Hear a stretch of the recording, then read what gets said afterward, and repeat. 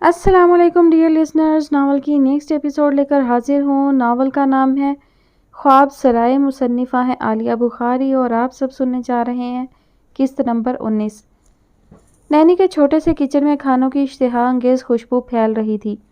مختلف food point سے parcel کرائے گئے کھانے اور ان کے خالی کیے ہوئے ڈبے اور شاپر، چھوٹا سا سلیب پوری طرح بھرا ہوا تھا۔ نینی نے پریشان نگاہوں سے اس سب کو دیکھا اور واپس کمرے میں آئی۔ فیضی ٹی وی آن کر چکا تھا اور بہت ریلیکس انداز میں ٹی وی پر آنے والے کسی ٹاک شو کو سننے میں مصروف تھا۔ کیا ہوا، کھانا نہیں لائیں؟ بڑی سخت بھوک لگ رہی ہے۔ اسے خالی ہاتھ دیکھ کر وہ فوراً ہی بولا تھا کہ اتنا کچھ لانے کی کیا ضرورت تھی، کون بیٹھا ہے یہاں اتنی چیزیں کھانے والا۔ وہ بدمزگی نہیں چاہ رہی تھی مگر اس وقت ٹوکے بغیر نہیں رہ سکی۔ ہم دونوں کھائیں گے، اس وقت بھی اور اگلے 2 دن بھی۔ تم کو ویسے بھی آرام کی ضرورت ہے، اچھا ہے کچن سے دور رہو گی۔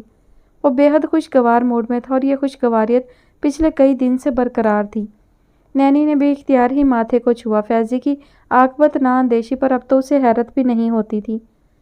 اس بری طرح سے پیسے خرچ کرنے کا مطلب سمجھ رہے ہو تم؟ ارے کون سے پیسے خرچ کر دیے ہیں، ذرا ڈھنگ کا کھانا ہی تو لایا ہوں، وہ بھی تمہارے خیال سے کہ تم کو آرام۔ وہ اطمینان سے چینل بدلتے ہوئے کہہ رہا تھا مگر نینی نے بات کاٹ دی۔ نہیں چاہیے مجھے ایسا آرام اور یہ ڈھنگ کا کھانا۔ کتنے دن سے مستقل ہی کھا رہے ہیں ہم، ہزاروں روپے خرچ ہو چکے ہیں فیضی۔ تمہارا ہاتھ اتنا کھلا ہوا ہے کہ تمہیں کچھ بھی اندازہ نہیں ہوتا خرچ کرتے ہوئے۔ نینی کو بالکل سمجھ نہیں آ رہا تھا کہ وہ فیضی کو کیسے احساس دلائے کہ وہ غلط کر رہا ہے۔ مجھے سب اندازہ ہے نینی، لیکن تم اتنی تنگ دل ہوتی جا رہی ہو کہ چھوٹی سی خوشی بھی تمہیں برداشت نہیں ہوتی۔ ہماری زندگی میں کون سی آسائش ہے، ہر طرح سے سمجھوتا کر چکا ہوں میں۔ خلاف عادت وہ بھڑکا نہیں تھا بلکہ اس کے لہجے میں کچھ ایسی ٹوٹتی ہوئی سی کیفیت تھی جو نینی کو پن کی طرح چبھی۔ ٹیبل پر کھانے کی 10 چیزیں بھی ہوتی تھی تو امی کو پریشانی ہوتی تھی کہ مجھے ان میں سے کچھ پسند آئے گا بھی یا نہیں۔ ذرا سی خلاف مزاج بات ہوئی اور میں نے ہنگامہ کھڑا کیا۔ میں سچ کہتا ہوں نینی۔ وہ مزید کچھ کہتے کہتے رکا۔ نینی ساکت نگاہوں سے اس کی طرف دیکھ رہی تھی۔ اگر امی مجھے یہاں اس گھر میں اور جو کچھ ہم اپنی روزمرہ زندگی میں کھاتے ہیں وہ بنا منہ بنائے کھاتے ہوئے دیکھ لیں تو یقیناً صدمے سے مر ہی جائیں گی۔ خدا نہ کرے، وہ بے ساختہ کہہ اٹھی۔ ہاں خدا نہ کرے جو وہ یہ سب دیکھیں۔ میں اب جس بات سے سب سے زیادہ گھبراتا ہوں وہ یہی ہے کہ میرا اپنے گھر والوں سے کہیں سامنا نہ ہو جائے، وہ مجھے یہاں اس حال میں رہتا ہوا نہ دیکھ لیں۔ میں تو شرم سے آنکھ بھی نہیں اٹھا سکتا ہوں ان لوگوں کے سامنے۔ بہت دعوے کے ساتھ نکلا تھا گھر سے اس وقت تو ایسا لگتا تھا کہ جیسے دنیا آسانیوں سے بھری پڑی ہے، بہت آرام سے اپنے سارے خواب پورے کر سکتا ہوں، مگر دیکھ لو آج یہاں پڑا ہوں۔ اپنی بات کے اختتام پر وہ ایسی ہنسی ہنسا جو تضحیک کا احساس دلاتی تھی۔ وہ اپنے کمپلیکسز سے آج بھی باہر نہیں نکلا تھا اور شاید ساری زندگی نہیں نکلنے والا تھا۔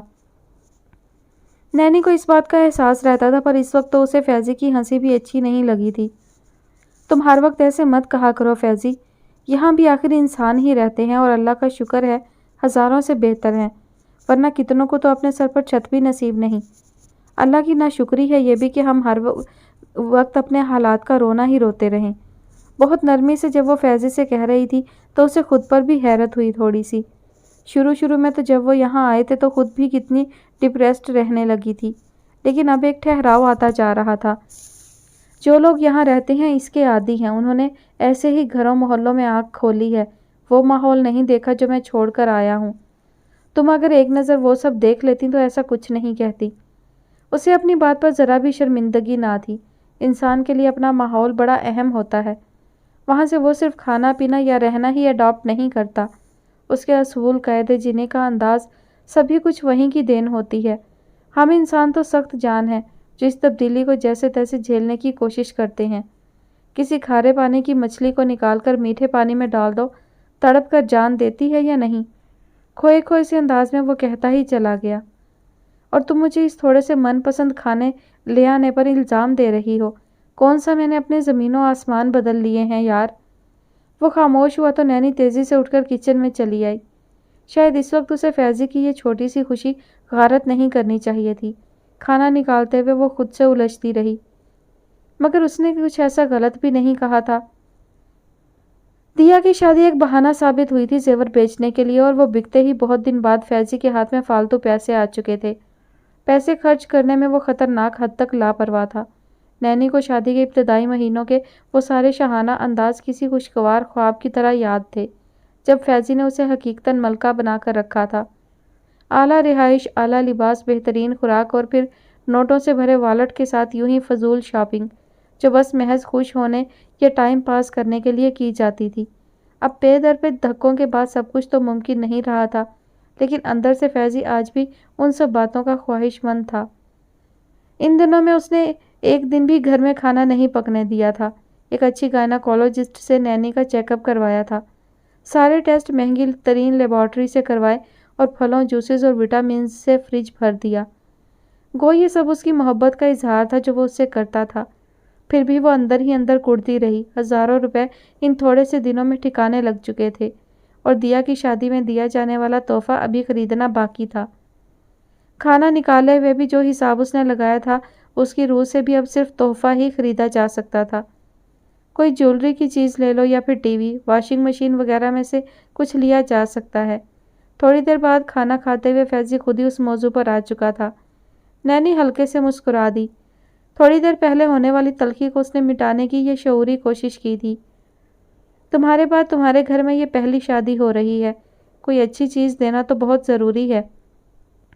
اس کے ہاتھ کے ساتھ دل بھی کھلا تھا، اور اچھی بات یہ کہ دوسروں کے لیے بھی۔ وہ قطعی کنجوسی سے نہیں سوچتا تھا۔ میں پرسوں تک امی کے ہاں رہنے کے لیے چلی جاؤں گی، ان سے ہی پوچھ لوں گی کہ کیا دینا ٹھیک رہے گا۔ نینی نے اس کی بات کو فی الوقت ٹالنا ہی مناسب سمجھا۔ اس کا دیا کو کوئی بڑی چیز دینے کا ارادہ اب نہیں رہا تھا۔ اسے پتا تھا کہ اس کے حالات اس بے حد ضروری خرچ کی بھی اجازت نہیں دے رہے جو وہ بہت دل سے کرنا بھی چاہتی تھی۔ فیضی اس بار خاموش رہا۔ نینی کو لگا جیسے اس نے اس کی بات پر کوئی خاص دھیان بھی نہیں دیا ہے، اس کی توجہ اپنے من پسند کھانے کی طرف ہی ہے۔ مگر یہ ایک خیال تو تھا، یہ زیور وغیرہ خرید لینا خاصی عقل مندی کی بات ہے، کم از کم ضرورت کے وقت کام تو آ جاتا ہے۔ کمال ہے اس پورے سال میرا اس طرف دھیان ہی نہیں گیا کہ یہ بھی بیچ کر ہم اپنی پریشانیاں کچھ تو کم کر سکتے ہیں۔ تولیے سے ہاتھ خشک کرتا ہوا جب وہ واپس اندر آیا تو پہلی بات یہی کی۔ نینی بیڈ کی چادر ٹھیک کر رہی تھی، فیضی کی طرف اس کی پشت تھی، سو اس کے چہرے کے تاثرات نہیں دیکھ سکی، جہاں ایک گہری سوچ ابھرتی ہوئی محسوس ہو رہی تھی۔ تم دوسرا سیٹ بھی مہرو خالہ کے ساتھ جا کر جیولر کو دے آؤ، آج کل گولڈ کی قیمت بڑھی ہوئی ہے، بہت اچھے پیسے مل جائیں گے اس کے۔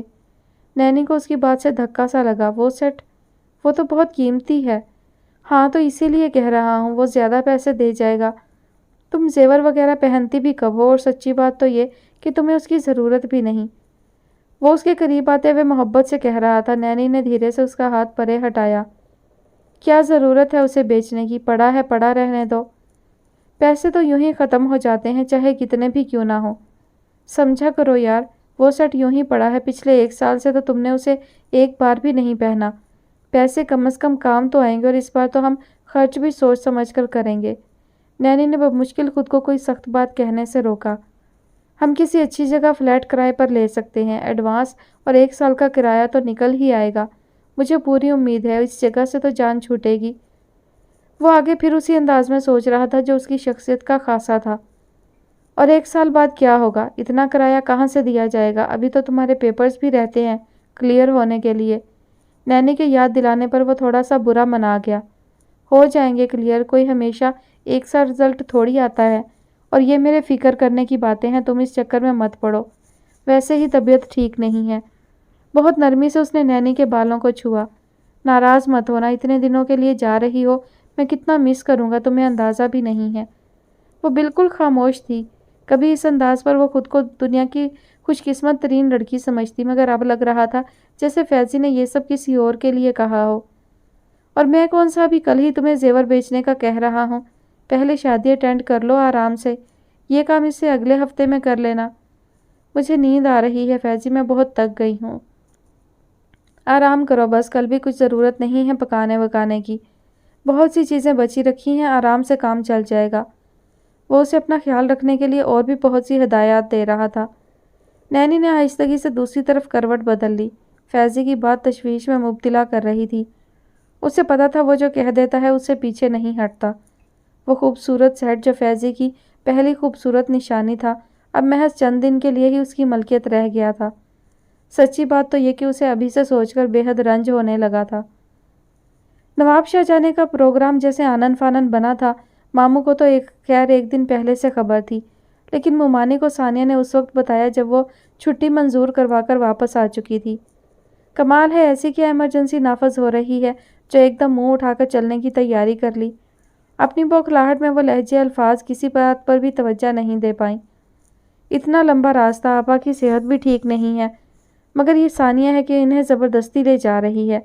وہ اندر ماموں سے شکایت کرنے پہنچ چکی تھی اور آواز کا والیوم ہلکا کرنے کی انہوں نے کوشش بھی نہیں کی تھی۔ اچھا تھا کہ سارے ایک ہی بار سن لیں۔ جواباً ماموں نے انہیں کیا کہا یہ تو سنائی نہیں دیا، لیکن وہ مستقل بحث کیے گئی۔ ثانیہ خاموشی سے اپنا سفری بیگ تیار کرنے، اپنے اماں کے کپڑے اور ضرورت کا سامان رکھنے میں مصروف تھی۔ بات کی نزاکت اور اہمیت دونوں ہی کو سمجھ آ رہی تھی، سو جانے کے لیے بالکل تیار تھی۔ پھر وہاں سے بہت سی خوشگوار یادیں وابستہ تھیں۔ جمیل ماموں کی طبیعت بھی بظاہر آج کل اچھی چل رہی تھی۔ ثانیہ نے انہیں یہ بہانہ بھی نہیں بنانے دیا تھا۔ مومانی اندر سے مایوس ہو کر سیدھی اماں کے پاس آئیں۔ ثانیہ تو بے وقوف ہے، جذباتی ہے، آپ کیوں اس کی باتوں میں آ رہی ہیں؟ گھر کا کیا ہے، جب بکنا ہوگا بک جائے گا۔ اللہ نے چاہا تو ثانیہ کو ایسا شاندار گھر ملے گا کہ دنیا دیکھے گی۔ اللہ مالک ہے۔ اماں کا وہی راضی پر رضا رہنے والا انداز۔ وہ واش روم میں جا چکی تھی، واپس آئی تب بھی مومانی وہیں موجود تھی۔ اسے دیکھتے ہی ایک دم اونچی آواز نیچی ہو گئی۔ اماں سے بالکل نزدیک ہو کر وہ سرگوشیوں میں نہ جانے کیا کہہ رہی تھی۔ ثانیہ کو اماں کے چہرے پر تذبذب کے آثار دکھائی دیے۔ عجیب بات تھی کہ جب مومانی کا رویہ ناقابل برداشت تھا، اس وقت تو تکلیف جھیلنا شاید اتنا مشکل نہیں تھا، مگر اب جب سے وہ اس سے اور اماں سے بہت اپنائیت کے ساتھ پیش آنے کی کوشش کر رہی تھی تو ثانیہ کو ان سے بےحد گھبراہٹ محسوس ہونے لگی تھی۔ پہلے سے کہیں زیادہ۔ وہ جب بھی ان کی طرف دیکھتی دل پر عجیب سا وہم طاری ہونے لگتا۔ نماز پڑھ کر وہ بہت دیر تک دعائیں مانگے گئی، جمیل ماموں کے صحت یاب ہو جانے کی، ان کی اور اماں کی درازی عمر کی، سب کے لیے آسانیوں کی اور سب کچھ اچھا ہو جانے کی۔ دل کو اطمینان سا حاصل ہونے لگا تو وہ اٹھ کر ماموں کے کمرے میں چلی آئی۔ وہ اس وقت اکیلے ہی تھے، نہ جانے کس سوچ میں گم۔ ان کے کمرے سے برآمدے میں کھلتی کھڑکی سے مومانی اب بھی اماں کے پاس ہی بیٹھی دکھائی دے رہی تھی۔ کیا سوچ رہے ہیں ماموں؟ کچھ بھی نہیں، بس یوں ہی۔ اچھی باتیں سوچا کریں، مثبت سوچ انسان پر گہرا اثر ڈالتی ہے۔ بیکار کی الٹے سیدھے خیال دل میں نہ آنے دیا کریں۔ جمیل ماموں مسکرانے لگے۔ ان کے شفیق چہرے پر زردی سی پھیلی رہتی تھی، مگر پچھلے دنوں کی نسبت آج کل وہ خاصے بہتر محسوس ہوتے تھے۔ اب درد کی شکایت بھی نہیں تھی اور خوراک بھی وقت پر لے رہے تھے، ورنہ پچھلے مہینوں میں تو کھانے سے ان کی رغبت تقریباً ختم ہو چکی تھی۔ آپ کی کوئی دوا ختم تو نہیں ہو رہی؟ ثانیہ مڑ کر سائڈ ٹیبل پر رکھی دواؤں کو چیک کرنے لگی۔ اپنے یہاں سے چند دن کی غیر حاضری میں وہ ان کی کسی دوا کا ناغہ نہیں ہونے دینا چاہتی تھی۔ دوائیں بہت باقاعدگی سے لیجیے گا، ذرا سی بھی سستی نہیں کیجیے گا۔ اگلے ہفتے ڈاکٹر نے بلایا ہے۔ ابھی 9-10 دن باقی ہیں اور اس سے پہلے کہیں لوٹ آنے کا پکا ارادہ کیے ہوئے تھی وہ۔ بے فکر ہو کر جاؤ، آؤ گی تو پہلے سے اچھی حالت میں ملوں گا۔ یہ بتاؤ روانگی کس وقت کی ہے؟ کل صبح سویرے ماموں۔ اچھا ہے، دن میں پہنچ جائیں گے۔ ٹھیک ہے، انہوں نے مطمئن ہو کر اس بات میں سر ہلا دیا۔ ویسے میں ذرا بھی چلنے پھرنے کے قابل ہوتا تو کبھی بھی تمہیں اور آپا کو اکیلے نہیں جانے دیتا۔ جب آپ کی طبیعت ٹھیک ہوگی تو پھر ہم دوبارہ چلیں گے گھومنے پھرنے کے لیے۔ ابھی تو بس یہ کام نمٹانا ہے، یوں گئے اور یوں آئے۔ اس نے ہلکے سے چٹکی بجائی۔ جمیل ماموں اس بار کوشش کے باوجود بھی نہ مسکرا سکے۔ تبھی اماں اور مومانی اندر چلی آئیں۔ بس 2-4 دن کی بات ہے، اس سے زیادہ نہ ہو۔ مومانی اندر آتے ہی براہ راست اسی سے مخاطب ہوئیں۔ وہ بڑی حق جتاتی اپنائیت سے کہہ رہی تھی۔ اماں اور ماموں دونوں ہی نے ان کی طرف تعریفی نگاہ سے دیکھا۔ پچھلے 2-3 ماہ وہ جتنی محبت سے پیش آ رہی تھی، اس کے بعد بہت سے خدشات اپنی موت مر چکے تھے۔ اماں اور ماموں دونوں ہی نے اسے ان کے پیار کی ادا سمجھا تھا۔ صرف وہی تھی جو دل کو گھبراہٹ میں مبتلا ہونے سے نہیں روک پائی تھی۔ مرد کی کمائی دیکھی جاتی ہے اور شرافت، باقی سب تو بس یوں ہی ہے، اور ہمارے تو حالات اجازت بھی نہیں دیتے کہ ہم آنے والے رشتوں میں کیڑے نکالتے رہیں۔ ثانیہ کو صاف لگا جیسے وہ کسی نتیجے پر پہنچ چکی ہیں۔ اور اماں؟ اس نے کھوجتی نگاہ ماں پر ڈالی۔ وہ خوش نہ سہی مگر ناخوش بھی دکھائی نہیں دے رہی تھی۔ شاید وہ انہیں قائل کر چکی تھی۔ ثانیہ کو ایسا ہی لگا۔ اب جب کہ صبح سویرے نکلنا تھا، بیکار کی بحث پھیلا کر بدمزگی پیدا کرنا بے وقوفی ہی تھی۔ وہ سب کچھ نظر انداز کر کے بہت دیر تک ماموں کے پاس بیٹھی رہی۔ اماں، ممانی سبھی موجود تھے۔ وہ آج بہت خوش دکھائی دے رہے تھے۔ کتنی ہی یادیں شیئر کرتے رہے، اپنے بچپن کی، اپنے والدین کی، اماں کی شادی اور پھر ثانیہ کے ابا کی بہت پیاری شخصیت۔ اپنے سے قریب سبھی لوگوں کو انہوں نے جی بھر کر یاد کیا۔ رات دیر گئے سونے کے باوجود ثانیہ کو بڑی اطمینان بھری نیند آئی۔ صبح سویرے جب وہ انہیں خدا حافظ کہنے کے لیے ان کے کمرے میں گئی تو اس کا خیال تھا وہ ابھی سو رہے ہوں گے، لیکن وہ جاگ چکے تھے۔ اچھا ماموں، اپنا خیال رکھیے گا، دعا کیجیے گا کہ سارے کام ٹھیک ٹھاک ہو جائیں۔ میری دعائیں تو ہر وقت تمہارے ساتھ ہیں بیٹا۔ انہوں نے اس کا ہاتھ اپنے کمزور ہاتھوں میں تھاما۔ اب ان ہاتھوں میں اتنی طاقت نہیں رہی تھی، پھر بھی یہ ہاتھ نرمی اور تحفظ کا احساس دلاتے تھے۔ ثانیہ کا دل بڑی شدت سے چاہا کہ وہ یہ ہاتھ تھام کر اسی طرح بڑی دیر تک بیٹھی رہے۔ اماں ابھی ابھی باہر گئی تھی اور وہ دونوں اس وقت یہاں اکیلے تھے۔ مجھے تمہاری فکر رہے گی، اپنا بہت خیال رکھنا میری بچی۔ جمیل ماموں یکٹک اس کا چہرہ تکے جا رہے تھے۔ ان کی نگاہوں میں ایسا کیا تھا جو اسے اپنا دل پانی ہوتا محسوس ہونے لگا۔ بے اختیار ہی وہ جھک کر ان کے گلے لگ گئی۔ جمیل ماموں نے دھیرے سے اس کے سر پر پیار کیا۔ باہر سے ممانی کی مستقل آوازیں آ رہی تھیں۔ بمشکل خود پر قابو پا کر وہ ان سے الگ ہوئی۔ جاؤ، دیر ہو رہی ہے، تمہیں اللہ کی امان میں دیا۔ ثانیہ ان کے پاس سے اٹھ کر دروازے کی طرف چلی۔ وہ اسی کی طرف متوجہ تھے۔ اسے مڑتا دیکھ کر وہی شفیق مسکراہٹ پھر سے ان کے چہرے پر ابھری۔ دل سے سارے وہم جھٹک کر ثانیہ نے بھی مسکرانے کی کوشش کی تھی۔ نینی اپنے گھر سے اور رینا پنجاب سے ایک دن کے وقفے سے آگے پیچھے ہی آئی تھی۔ ان دونوں کے آتے ہی گھر میں شادی والا ماحول پوری طرح چھا چکا تھا۔ کل کا سارا دن بے تحاشا مصروفیت میں گزرا۔ چند جوڑے اب بھی پیکنگ کے منتظر تھے۔ رینا نے آتے ہی سارا انتظام اپنے ہاتھ میں لے لیا تھا، سو وہ بھی پیک ہو کر دیا کے بقیہ کپڑوں کے ساتھ رکھ دیے گئے تھے۔ کچن سے لے کر آنے والے اور ٹھہرنے والے مہمانوں کے سونے، سلانے، بٹھانے، سب کی ہی فکر اس نے اپنے سر لے لی تھی۔ سچی بات تو یہ کہ امی اور نازی دونوں ہی کو بڑا اطمینان حاصل ہوا تھا۔ نینی بھی ساتھ دینے کی کوشش کر رہی تھی، لیکن اس کی اپنی حالت ایسی تھی کہ فطری طور پر وہ سست ہو رہی تھی۔ آس پاس کی بچیاں دن میں بھی آ کر ڈھول بجانے کا شوق پورا کر رہی تھیں۔ امی کو بہت اچھا لگ رہا تھا، ذرا بھی منع نہیں کر رہی تھی۔ آج مائیوں کی رسم تھی، رات دیر تک سب کاموں میں مصروف رہے تھے، سو صبح بڑا سناٹا تھا۔ نازی اٹھ کر چائے بنا کر لائی تو صرف امی ہی جاگ رہی تھیں۔ ابھی کوئی نہیں اٹھا۔ اسے دیکھ کر وہ پوچھنے لگی تو اس نے مسکراتے ہوئے نفی میں سر ہلا دیا۔ شکر ہے خدا کا جو یہ دن آیا، ورنہ دل کو عجیب عجیب وسوسے گھیرتے تھے۔ ٹھیک کہتی ہیں، میں تو خود بڑی فکر مند رہی ہوں ان سارے دنوں میں۔ اسے وہ سارے خدشات یاد آئے جو دیا کی طرف سے کسی وقت کم نہیں ہوتے تھے، مگر اب امی کے پاس بیٹھ کر ان سے شیئر کر کے کتنے بے وقت لگ رہے تھے۔ جہیز کا سامان آج یا کل ضرور ہی چلا جائے گا، پھر یہ سارا پھیلاوا بھی سمٹے گا۔ امی اپنے کمرے کی بے ترتیبی کی طرف اشارہ کرتے ہوئے بولیں، ہر چیز میں خامیاں نکالتی ہے یہ لڑکی۔ مجھے تو بڑی فکر ہے کہ یہ وہاں آرام سے سیٹ ہو جائے۔ ویسے تو عمر نے بڑا اچھا گھر لیا ہے، دیا دیکھے گی تو خوش ہو جائے گی۔ تشویش، امید، فکر اور پھر بے فکری، سب مائیں ایسی ہی ملی جلی کیفیت سے گزرتی ہیں۔ سمی کو اٹھاؤ، باہر گلی میں شام کے لیے کناتے شامیانے لگانے والے کس وقت آئیں گے، پھر کھانے کا انتظام بھی دیکھنا ہے۔ اب آپ خود پر گھبراہٹ طاری نہ کریں، ہو جائے گا سب کچھ۔ سمی بہت ذمہ دار ہے اور اس کے دوست بھی بہت مدد کرنے والے ہیں۔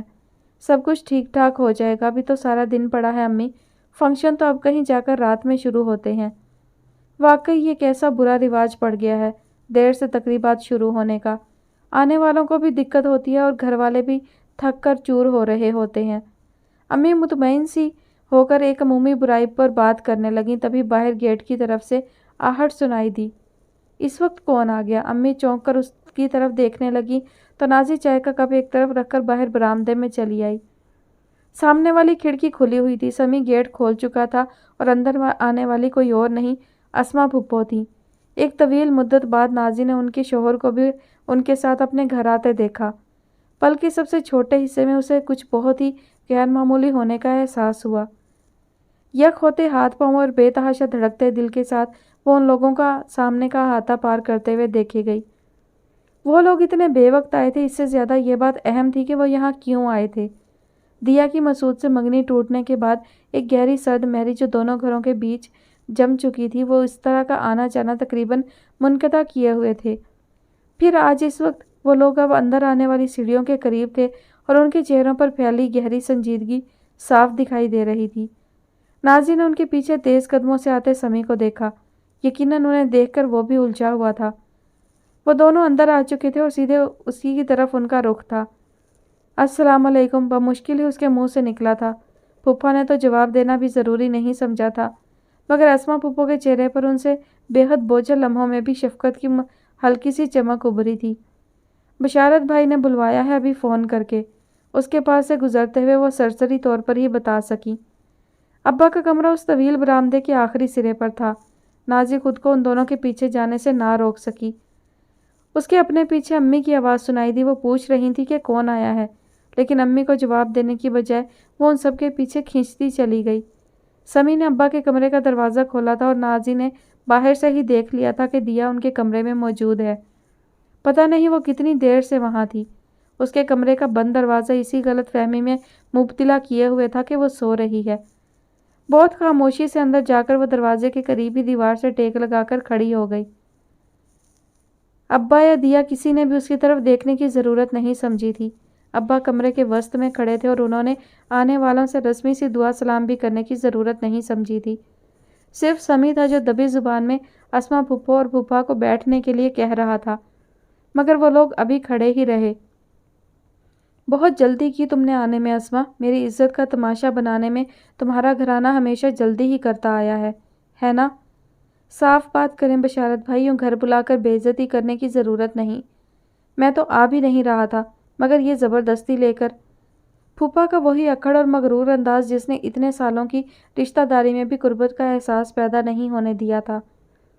اتنی سی بات سے تمہاری بے عزتی ہوتی ہے اور میری عزت کو بڑی آسانی سے کھلونا بنا لیتے ہو، تب کوئی احساس نہیں ہوتا تمہیں؟ وہ ایک دم بہت زور سے چلائے۔ سمی نے آگے بڑھ کر انہیں تھامنا چاہا۔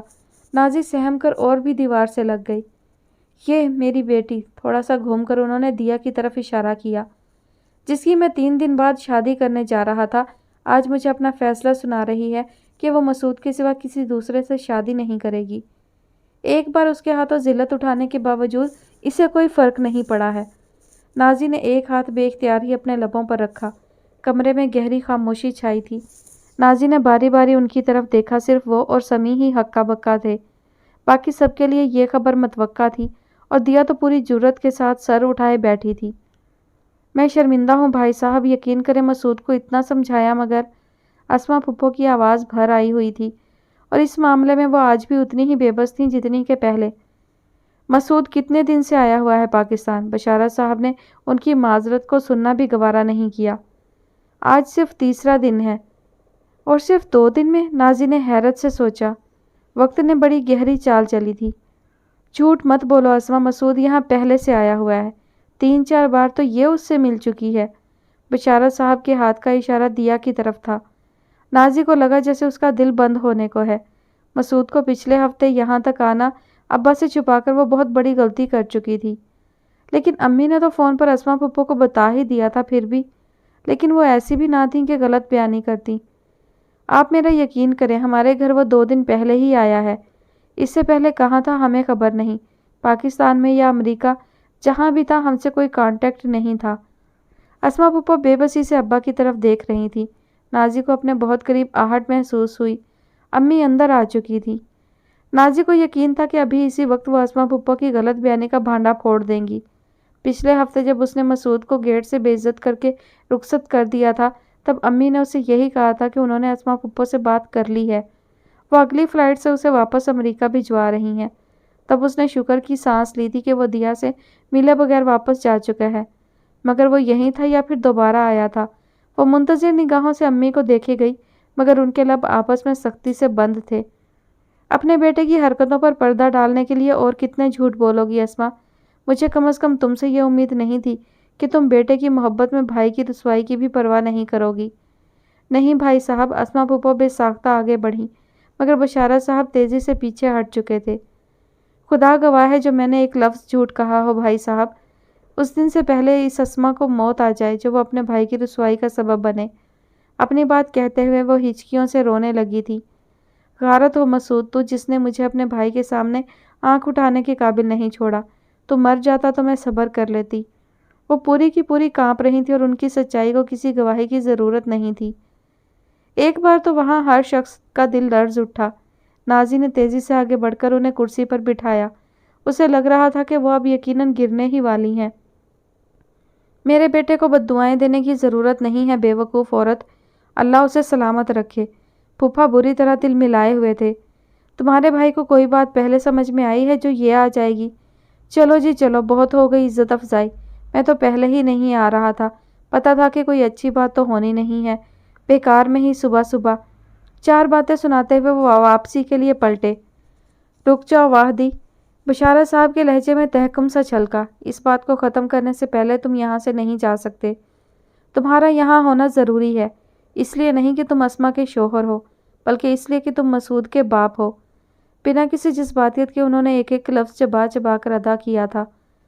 زیر لب بڑبڑاتے ہوئے وہ اسما پھپھو کے برابر والی کرسی پر آ بیٹھے۔ مقدمہ چلانا ہے مجھ پر، پھانسی لگانی ہے اس جرم میں کہ مسعود میرا بیٹا ہے۔ اپنی جھیپ مٹانے کے لیے وہ دانستہ اونچا بولنے کی کوشش کر رہے تھے۔ نازی بار بار امی کی طرف دیکھ رہی تھی۔ آخر وہ کیوں نہیں کہہ رہی کہ مسعود پہلے بھی یہاں تھا اور انہوں نے تبھی فون کر کے اسما پھپھو سے اسے واپس جانے کو کہا تھا۔ مگر وہ بالکل خاموش تھیں۔ کمرے میں چھائی چند لمحوں کی خاموشی میں ماحول کا تناؤ اور بھی بڑھتا ہوا محسوس ہونے لگا۔ اگر میں یہ مان لوں کہ تم ٹھیک کہہ رہی ہو تو پھر یہ کیسے مسعود سے ملنے کا دعویٰ کر رہی ہے؟ بتاؤ دیا، تم مسعود سے ملی ہو نا؟ دیا کا سر جھکا ہوا تھا۔ بتاؤ، جب تم نے مجھ سے کہنے میں شرم نہیں کی تو پھر اوروں سے کیا؟ ہم 3 بار ملے ہیں۔ ایک جھٹکے سے دیا نے سر اٹھایا۔ اس نے بڑی بے خوفی سے ان سب کی طرف دیکھا۔ اتنی دیر سے وہ جو سر جھکائے ہوئے تھی اس کی وجہ کم از کم ندامت نہیں تھی۔ نازی کو یاد آیا پچھلے دنوں وہ اپنی ایک اسکول کی دوست جو اتفاق سے انہی کی گلی کے آخر میں رہتی تھی اس سے ملنے جاتی رہی تھی۔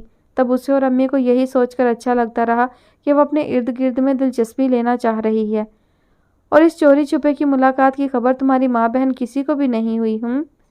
نازی نے پہلی بار انہیں اپنی اور امی کی طرف دیکھتا ہوا پایا۔ اس کی نگاہ خود بخود جھکی۔ اچھی ماں ہو۔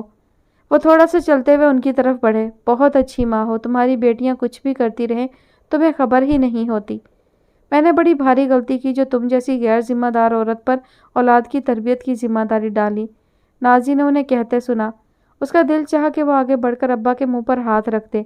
انہیں اگر امی کو ہی الزام دینا ہے تو اکیلے میں دے دیتے، یوں سب کے بیچ میں کھڑے ہو کر ان کی ساری قربانیوں اور ساری محنت کو بھلا کر جو انہوں نے اس گھر اور گھر والوں کے لیے دیں۔ یہ کوئی انصاف تھا کیا؟ امی چپ تھیں، ایک لفظ بھی انہوں نے اپنی صفائی میں نہیں کہا تھا۔ پہلی بار اسے ان کی خاموشی بری لگی اور پہلی بار اسے ابا غلطی پر محسوس ہوئے۔ مسعود یہاں آیا تھا ابا 8-9 دن پہلے۔ وہ کبھی نہ کہتی لیکن امی کو مزید شرمندہ ہوتے دیکھنا اس کے بس سے باہر ہو رہا تھا۔ یہاں ہمارے گھر؟ اس نے ابا اور سمیع دونوں کی نگاہوں میں حیرت دیکھی۔ مسعود کے یہاں آنے پر بھی اور شاید اس پر بھی کہ وہ یہ سب جانتی تھی۔ وہ پہلے ہی دن یہاں آیا تھا لیکن انہوں نے اسے گھر میں نہیں آنے دیا اور نہ ہی مجھے اس سے ملنے دیا۔ کون ہوتی ہیں یہ میرے معاملے میں دخل دینے والی؟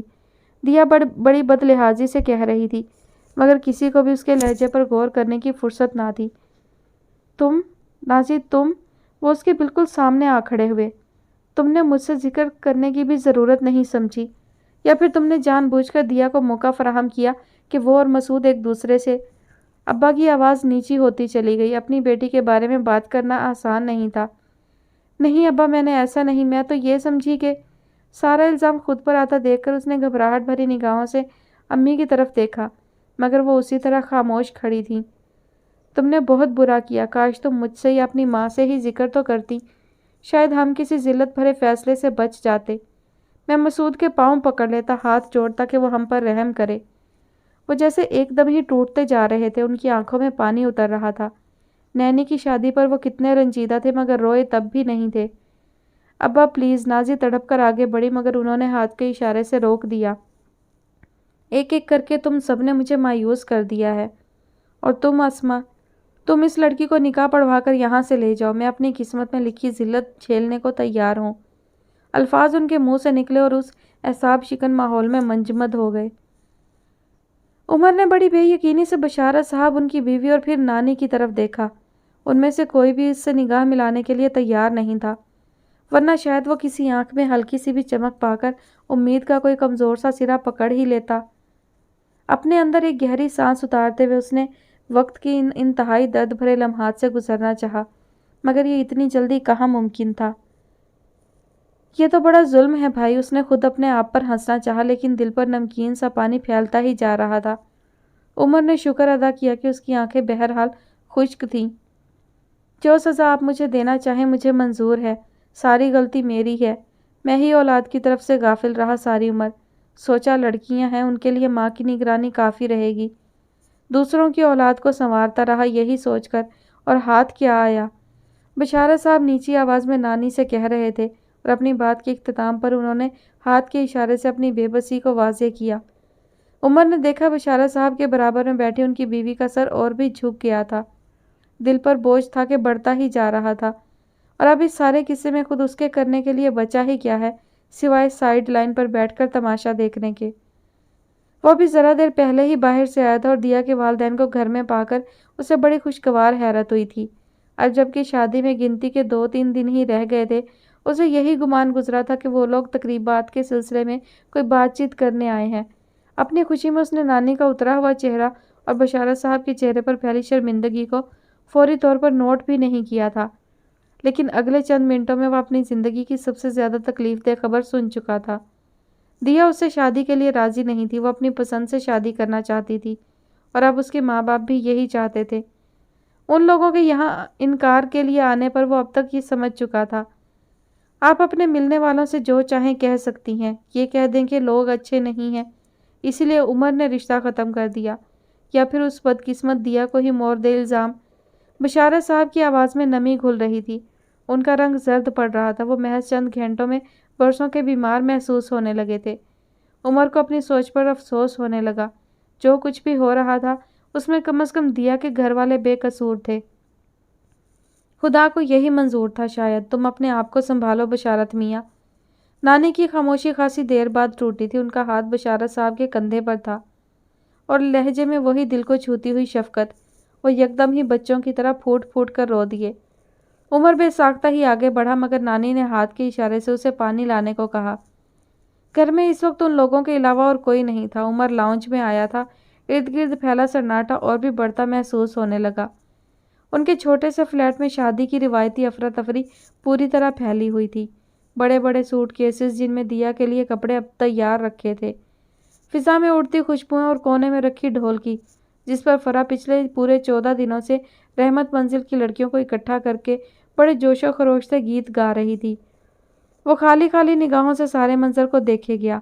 اندر سے نانی نے غالباً دیر ہو جانے کی وجہ سے اسے پکارا تھا۔ اسے یاد آیا وہ بشارت صاحب کے لیے پانی لینے باہر آیا تھا۔ تیزی سے فریج کی طرف بڑھ گیا۔ میں آج رات ہی دیا کا نکاح کر رہا ہوں، اور اس کے بعد میرا اس کا کوئی تعلق باقی نہیں رہے گا۔ پانی پینے کے بعد وہ اب قدرے سکون میں تھے۔ ایسا نہیں کہتے بیٹا، اپنی اولاد کے سر پر سے کبھی ہاتھ نہ ہٹانا۔ ماں باپ کی دعائیں ساتھ نہ ہوں تو زندگی دشوار تر ہوتی چلی جاتی ہے، اور یہ تو بیٹی ہے، خدا اسے اپنے گھر میں ہمیشہ خوش رکھے۔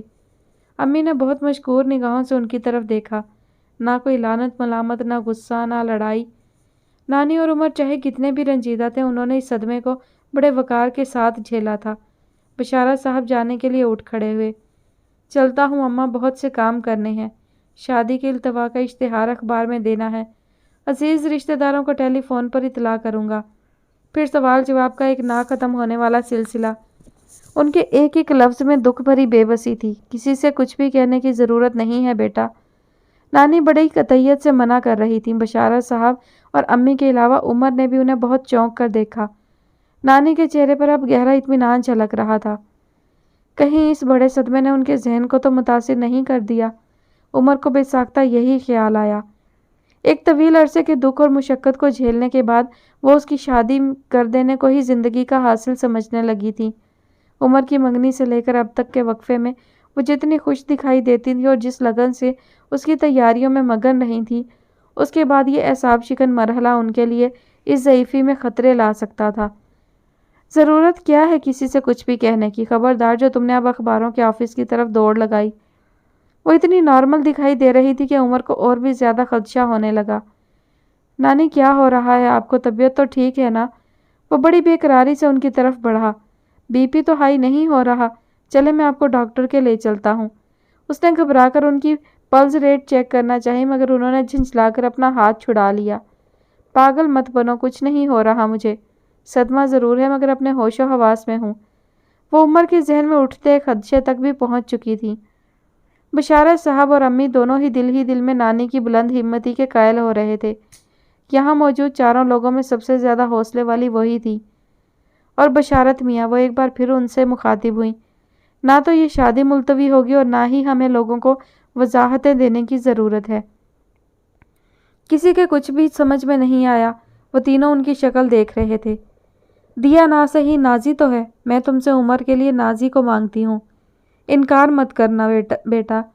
عمر کی طرف ایک نگاہ بھی ڈالے بغیر وہ بشارت صاحب سے کہہ رہی تھی۔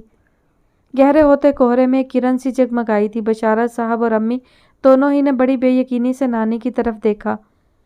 مجھے تو ویسے بھی نازی سب سے زیادہ پسند ہے۔ خدا نے شاید اسی کی جوڑی عمر کے ساتھ لکھی ہے، تبھی یہ سب اس طرح ہو رہا ہے، اور اللہ نے چاہا تو سب بہت اچھا ہی ہو جائے گا۔ نانی کے لہجے میں گہرا اطمینان تھا۔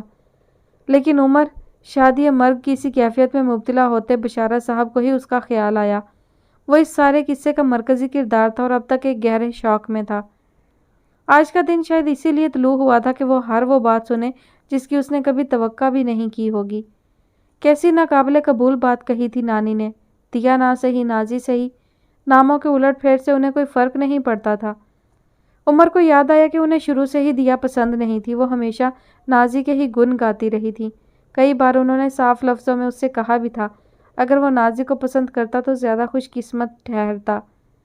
نانی نے ہمیشہ ہی نازی کو دیا کی جگہ پر دیکھنا چاہا اور آج ان کی یہی خواہش پوری ہو رہی تھی۔ عمر نے ان کی مسکراہٹ کو غور سے دیکھا اور پھر ان کے چہرے پر پھیلے اطمینان کو۔ زندگی میں پہلی بار اسے وہ خود غرض لگی، اپنی خوشی کی خاطر اس کے دل کی پرواہ نہ کرنے والی۔ لمحے بھر کے لیے تو اس کے ذہن سے یہ بھی نکل گیا کہ دیا نے خود اس سے شادی سے عین وقت پر انکار کیا ہے۔ غصے کی ایک تند لہر اس کے اندر اٹھ رہی تھی۔ نانی آپ میری ایک بات، بمشکل ہی خود پر قابو پاتے ہوئے اس نے کچھ کہنا چاہا، لیکن وہ اتنی خوش تھی کہ عمر کی بات پر دھیان دیے بغیر انہی دونوں سے باتیں کیے جا رہی تھی۔ عمر کو میں نے اپنے دل سے لگا کر پالا ہے، اپنی بیٹی کے غم کو بھلا دیا۔ میری زندگی میں اس کے علاوہ اور ہے کیا؟ اسی کو دیکھ کر جی رہی ہوں۔ نانی حسب عادت کہیں سے کہیں پہنچ رہی تھی۔ عمر چاہنے کے باوجود بھی انہیں نہیں ٹوک پایا۔ شکر ہے کہ اس نے بھی میری تربیت کو شرمندہ نہیں کیا۔ ہر ایک اس کے گن گاتا ہے اور میرے تو منہ سے نکلا لفظ بھی اس کے لیے حکم کا درجہ بن جاتا ہے۔ عمر کو لگا جیسے اس کے دل کو کچھ ہو رہا ہے۔ لبنہ نے پنجوں کے بل اچک کر چھت کی منڈیر سے دوسری طرف جھانکا۔ وہ حسب توقع موجود تھا۔ آج بہت دیر کر دی، کب سے راہ دیکھ رہا ہوں۔ معنی خیز مسکراہٹ کے ساتھ اس نے کچھ ایسی بے قراری سے پوچھا کہ لبنہ کو اپنی خوش قسمتی کا یقین آنے لگا۔ کام کر رہی تھی گھر کا۔ وہ ثانیہ کہاں چلی گئی؟ میرا مطلب کام تو تمہارے وہی کرتی ہے یا پھر اس کی اماں؟ برابر والی چھت پر کھڑے اس دبلے پتلے لمبے سے لڑکے نے ذرا حیرت سے پوچھا۔ وہ گئی ہے نواب شاہ، لبنہ نے برا سا منہ بنایا۔ لیکن تمہیں کیا مطلب ثانیہ سے؟ تم کیوں پوچھ رہے ہو؟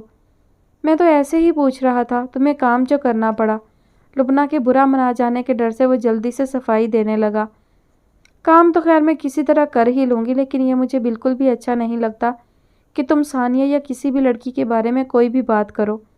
لبنہ نے اسے صاف صاف جتانا ضروری سمجھا۔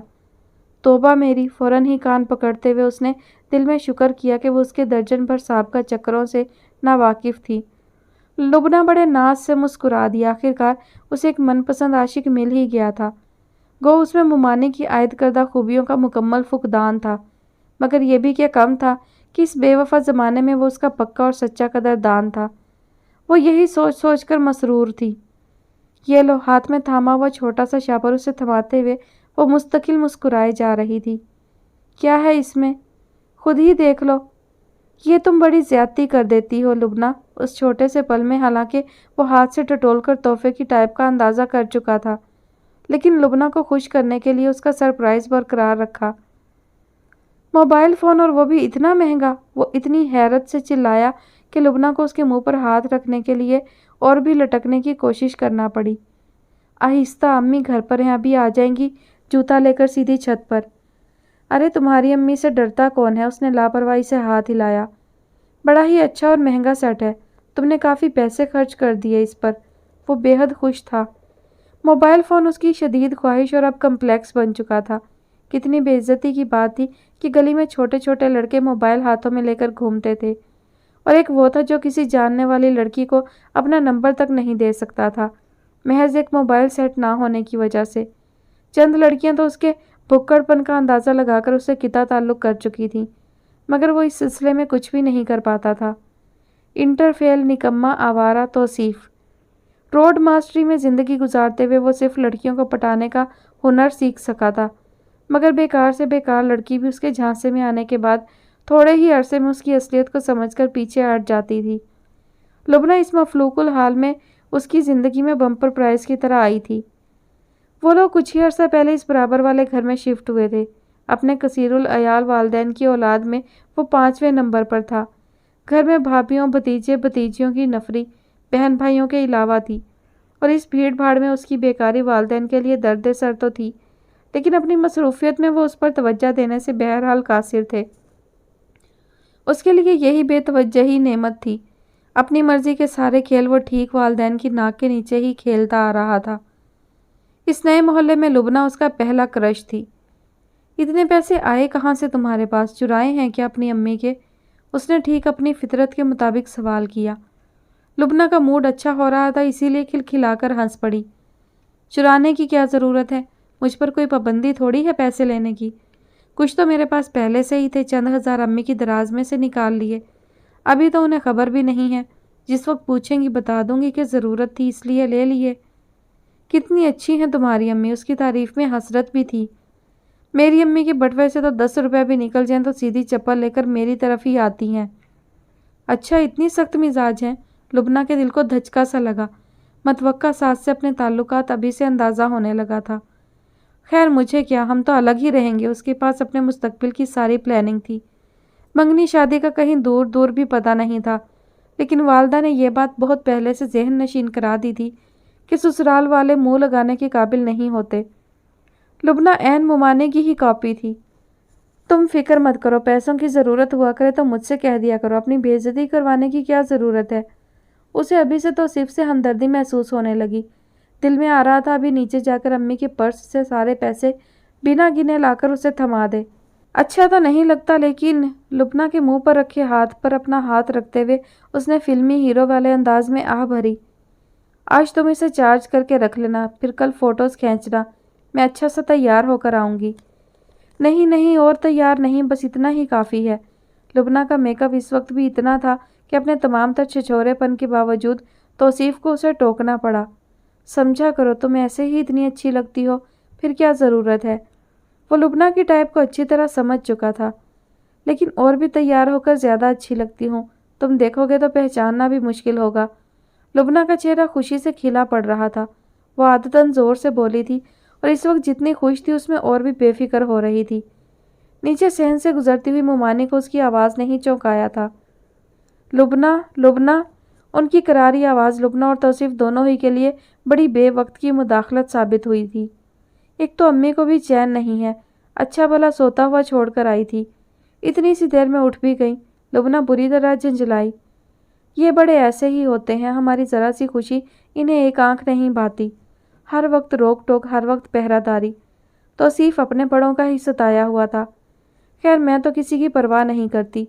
अम्मी भी अगर मेरी खुशियों के आड़े आने की कोशिश करेंगी तो मुझे कोई फ़र्क नहीं पड़ता। उसके लहजे में कमाल की बेनियाजी थी।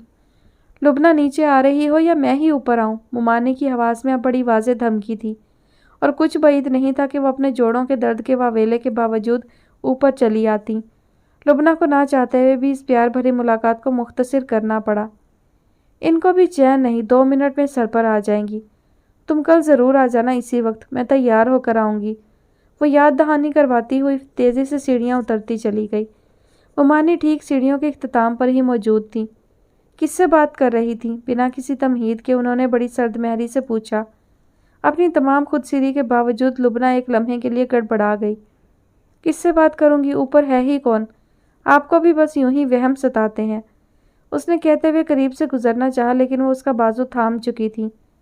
جھوٹ مت بول لبنہ، سچ سچ بتا دے۔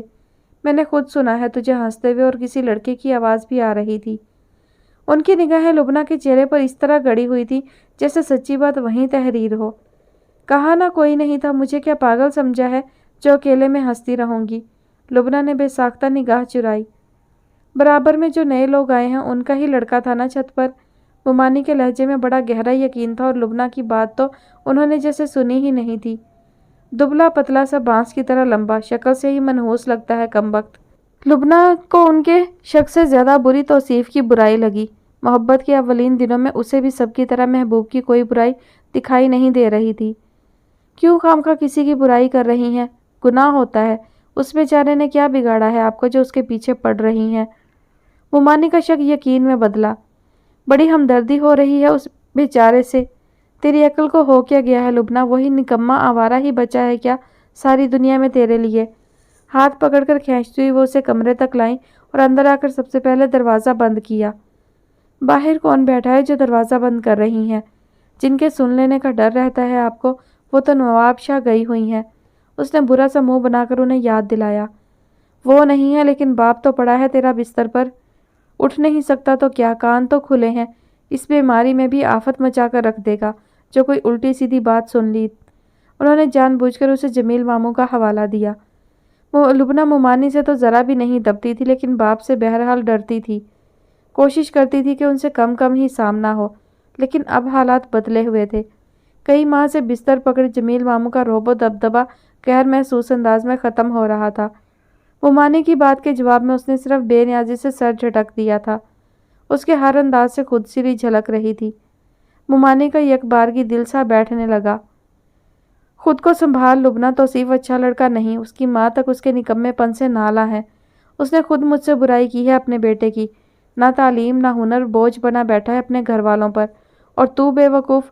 انہوں نے مارے رنج کے بعد ادھوری چھوڑ دی۔ اس بار لبنہ خاموش رہی۔ بار بار تردید کرنے کا کوئی فائدہ نہیں تھا، مگر اسے یہ حیرت ضرور تھی کہ وہ اتنی جلدی اس ساری گڑبڑ کو بھانپ کیسے گئی تھی۔ چلو خیر ہے، آج نہیں تو کل پتہ تو چلنا ہی تھا۔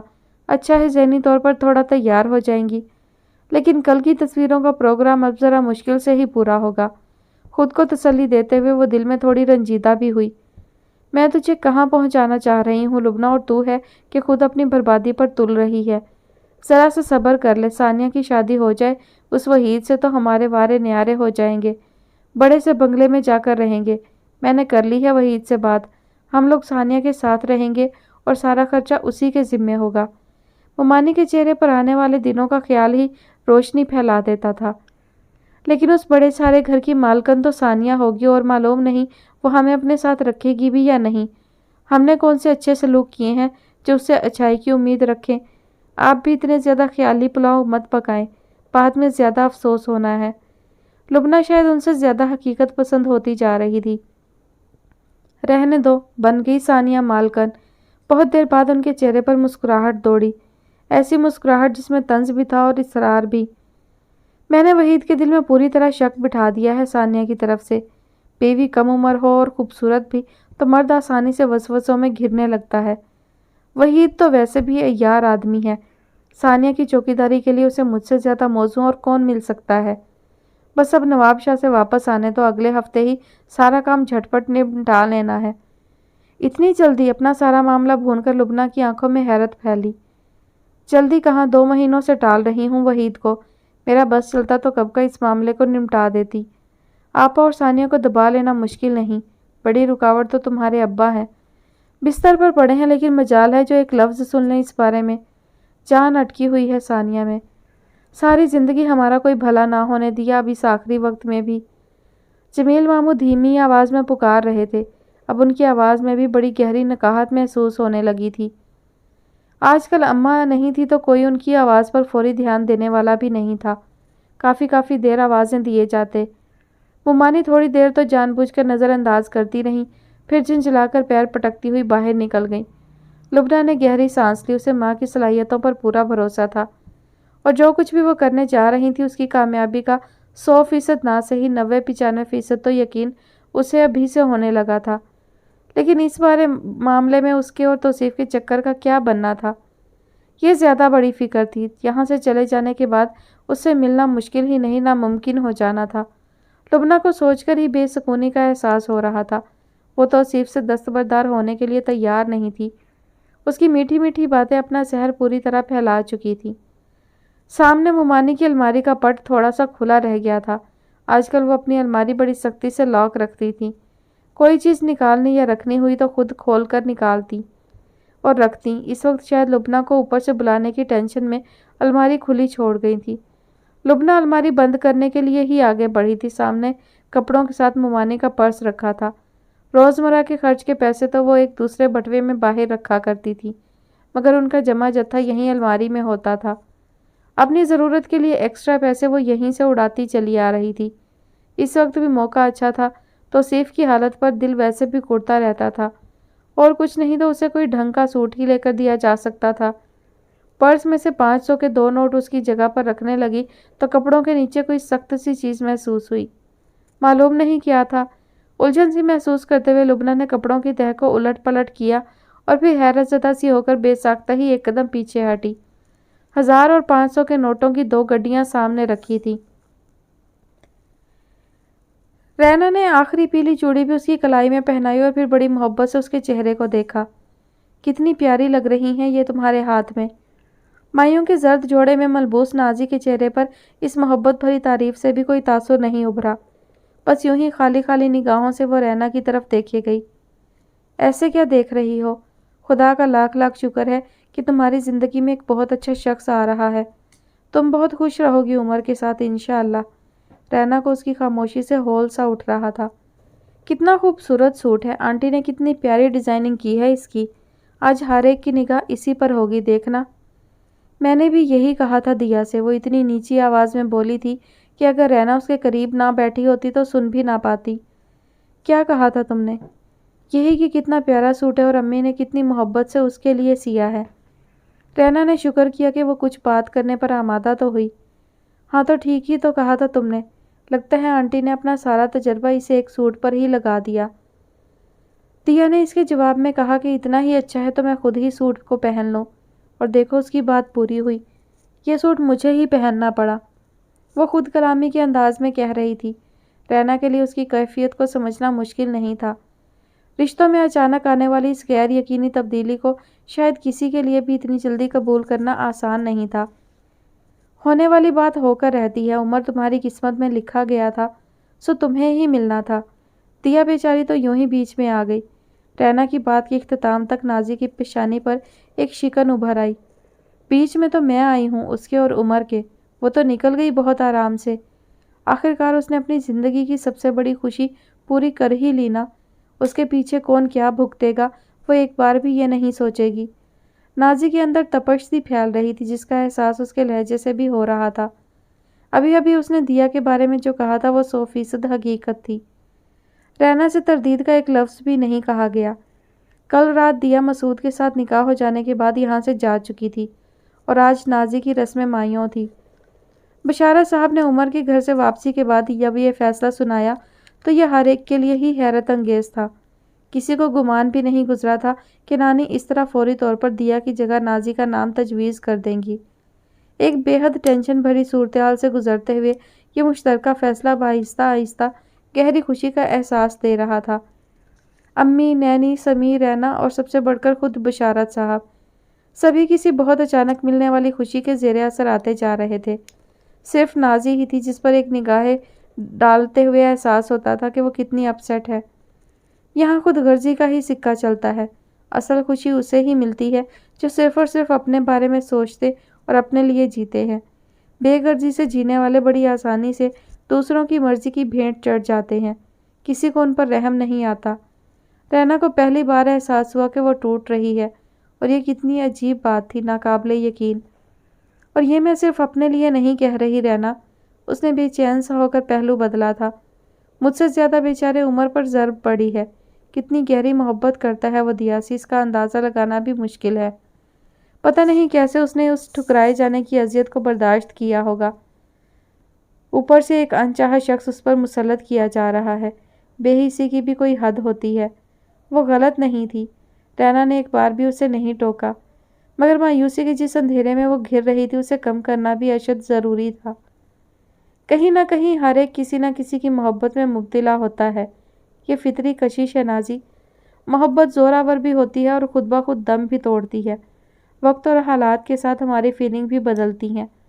اچھی محبتیں مٹی کا ڈھیر ثابت ہوتی ہیں اور کہیں گہری نفرت بھی محبت کی کومپل سر اٹھاتی ہے۔ آج جو ہے وہ کل نہیں اور جو کل تھا وہ آج نہیں بھی ہو سکتا۔ اس کے ہاتھ کو پیار سے تھپکتے ہوئے رینا ہلکے ہلکے کہے گئی، اللہ کے ہر کام میں مصلحت ہے، مگر تمہاری نیکی، تمہاری قربانیوں کا انعام بھی تو ہو سکتا ہے۔ لیکن ابا تو ایسا نہیں سمجھے۔ نازی نے تیزی سے اس کی بات کاٹی۔ پتہ ہے انہوں نے کیا کہا مجھ سے؟ رینا منتظر نگاہوں سے اس کی طرف دیکھنے لگی۔ کل رات بند کمرے میں ابا اور نازی کے درمیان کیا بات ہوئی تھی اس سے وہ واقعی ناواقف تھی۔ انہوں نے میرے منع کرنے پر کہا کہ اگر میں انہیں پہلے ہی مسعود کے یہاں آنے کا بتا دیتی تو وہ اس کا فوری بندوبست کر سکتے تھے اور ہر قیمت پر دیا کو عمر کے ساتھ ہی رخصت کر دیتے۔ لیکن چونکہ محض میری غلطی کی وجہ سے یہ بات اتنی بڑی ہے سو اس کا ازالہ بھی مجھے ہی کرنا پڑے گا، ورنہ… بات کرتے کرتے اس کی آواز میں نمی گھلنے لگی تھی۔ وہ کچھ دیر خاموش رہی۔ انکل بہت زیادہ دباؤ میں ہے نازی، تم ان کی بات کا اثر مت لو، ورنہ یہ جو کچھ بھی ہو رہا ہے اس میں انہوں نے تمہاری ہی بہتری دیکھی ہے۔ اپنے بچوں میں وہ سب سے زیادہ تم سے ہی محبت کرتے ہیں، تم ہی ان کے سب سے قریب ہو۔ نہیں، اسے رینا کی کسی ایک بات کا بھی یقین نہیں آیا تھا۔ ایسا ہوتا تو وہ ایک بار تو یہ بھی پوچھتے کہ میں نے انہیں مسعود کے آنے کے بارے میں کیوں نہیں بتایا تھا۔ انہوں نے خود ہی اس میں میری بدنیتی ڈھونڈی اور خود ہی سزا بھی تجویز کر دی۔ آنسو نازی کی آنکھوں سے گرتے جا رہے تھے۔ کل سے وہ ایک بار بھی نہیں روئی تھی، مگر اب اس کا ضبط جواب دے رہا تھا۔ رینا نے اسے چپ کروانے کی کوشش نہیں کی۔ اچھا تھا کہ وہ تھوڑا سا رو لیتی۔ اور امی کیسی خاموش تماشائی بنی رہیں۔ کیوں نہیں انہوں نے ابا سے کہا کہ انہوں نے منع کیا تھا مجھے مسعود کے بارے میں بتانے سے، لیکن وہ تو اس سارے معاملے سے خود کو مکمل لاتعلق ظاہر کرتی رہیں۔ کیا اس گھر کی ہر بات میں ہی ذمہ دار ہوں؟ دیا، نینی ہر ایک اپنی منمانی کرتی رہیں اور میں بنا کسی قصور… وہ بولتے بولتے خاموش ہوئی تھی۔ رینا نے پلٹ کر دروازے کی طرف دیکھا۔ وہاں امی کھڑی تھی۔ وہ شاید ابھی اندر آئی تھی، لیکن یہ سوچنا کہ انہوں نے کچھ سنا نہیں بے وقوفی تھی۔ آہستہ آہستہ چلتی وہ بالکل نازی کے پاس آ کر رکی۔ میں ہی تمہاری قصوروار ہوں بیٹا، جو چاہو کہہ ڈالو، میں نہیں کہہ سکی تمہارے ابا کے سامنے کہ مسعود کی آمد کے بارے میں بتانے سے میں نے ہی تمہیں منع کیا تھا۔ ان کا ہاتھ نازی کے سر پر تھا۔ میں ڈر گئی تھی نازی، پہلی بار زندگی میں تمہارے باپ سے خوف زدہ ہوئی، وہ شخص جس کی میں مخالفت کرتی آئی۔ رینا کو لگا کہ اس کا اس وقت یہاں موجود ہو رہنا قطعی ضروری نہیں۔ بڑے غیر محسوس انداز میں وہ باہر نکل گئی۔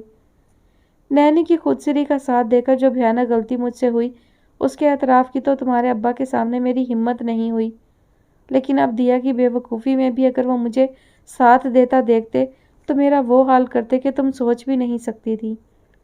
نازی نے ایک ہاتھ سے چہرے پر پھیلتے آنسو خشک کرتے ہوئے حیرت سے انہیں دیکھا۔ میں ٹھیک کہہ رہی ہوں۔ اگر میں کہہ دیتی کہ مسعود کا آنا میرے علم میں تھا، وہ اور جو کچھ کرتے بعد میں کرتے، سب سے پہلے مجھے اس گھر سے نکال باہر کر دیتے، میری وہ بے عزتی ہوتی کہ سب دیکھتے، اور اس بڑھاپے میں یہ ذلت جھیلنے کے لیے بالکل تیار نہیں تھی۔ ان کے لہجے میں ایسی بے بسی تھی جو دل توڑتی محسوس ہو رہی تھی۔ نازی بے چین سی ہو کر اٹھ کھڑی ہوئی۔ ایسے مت سوچے امی، خدا نہ کرے کہ زندگی میں کبھی بھی ایسی کوئی نوبت آئے۔ میں تمہاری قصوروار ہوں، میں نے تمہیں آگے کر دیا اور خود پیچھے ہٹ گئی۔ ساری عمر تم پر بوجھ ڈالا اور اب بھی خود کو بچانے کے لیے میں نے تمہیں… نازی جس طرح ان کی گلے لگی تھی وہ اپنی بات پوری بھی نہ کر سکی۔ آنسو آنکھوں سے ٹوٹتے رہے۔ نازی کو لگا جیسے اس کی ہر شکایت، ہر گلہ مٹتا جا رہا ہے۔ بس اب بالکل مت رونا، امی نے محبت سے اس کے آنسو صاف کیے۔ عمر بہت اچھا ہے اور شاید اسی لیے وہ دیا کے نصیب میں نہیں تھا۔ قدرت نے اسے تمہیں انعام کے طور پر عطا کیا ہے۔ تمہیں ساری زندگی اس بات کا بار بار احساس ہوتا رہے گا انشاءاللہ۔ وہ خود بھی اب پرسکون دکھائی دے رہی تھی۔ وہ اتنا اچھا نہیں بھی ہوگا تب بھی وہ ساری زندگی امی یا ابا سے کبھی بھی گلہ نہیں کرے گی۔ ایک گہری سانس اندر دباتے ہوئے اس نے خود سے عہد کیا تھا۔ دیا سے بات ہوئی امی؟ واپس بیڈ پر بیٹھتے ہوئے وہ پوچھنے لگی۔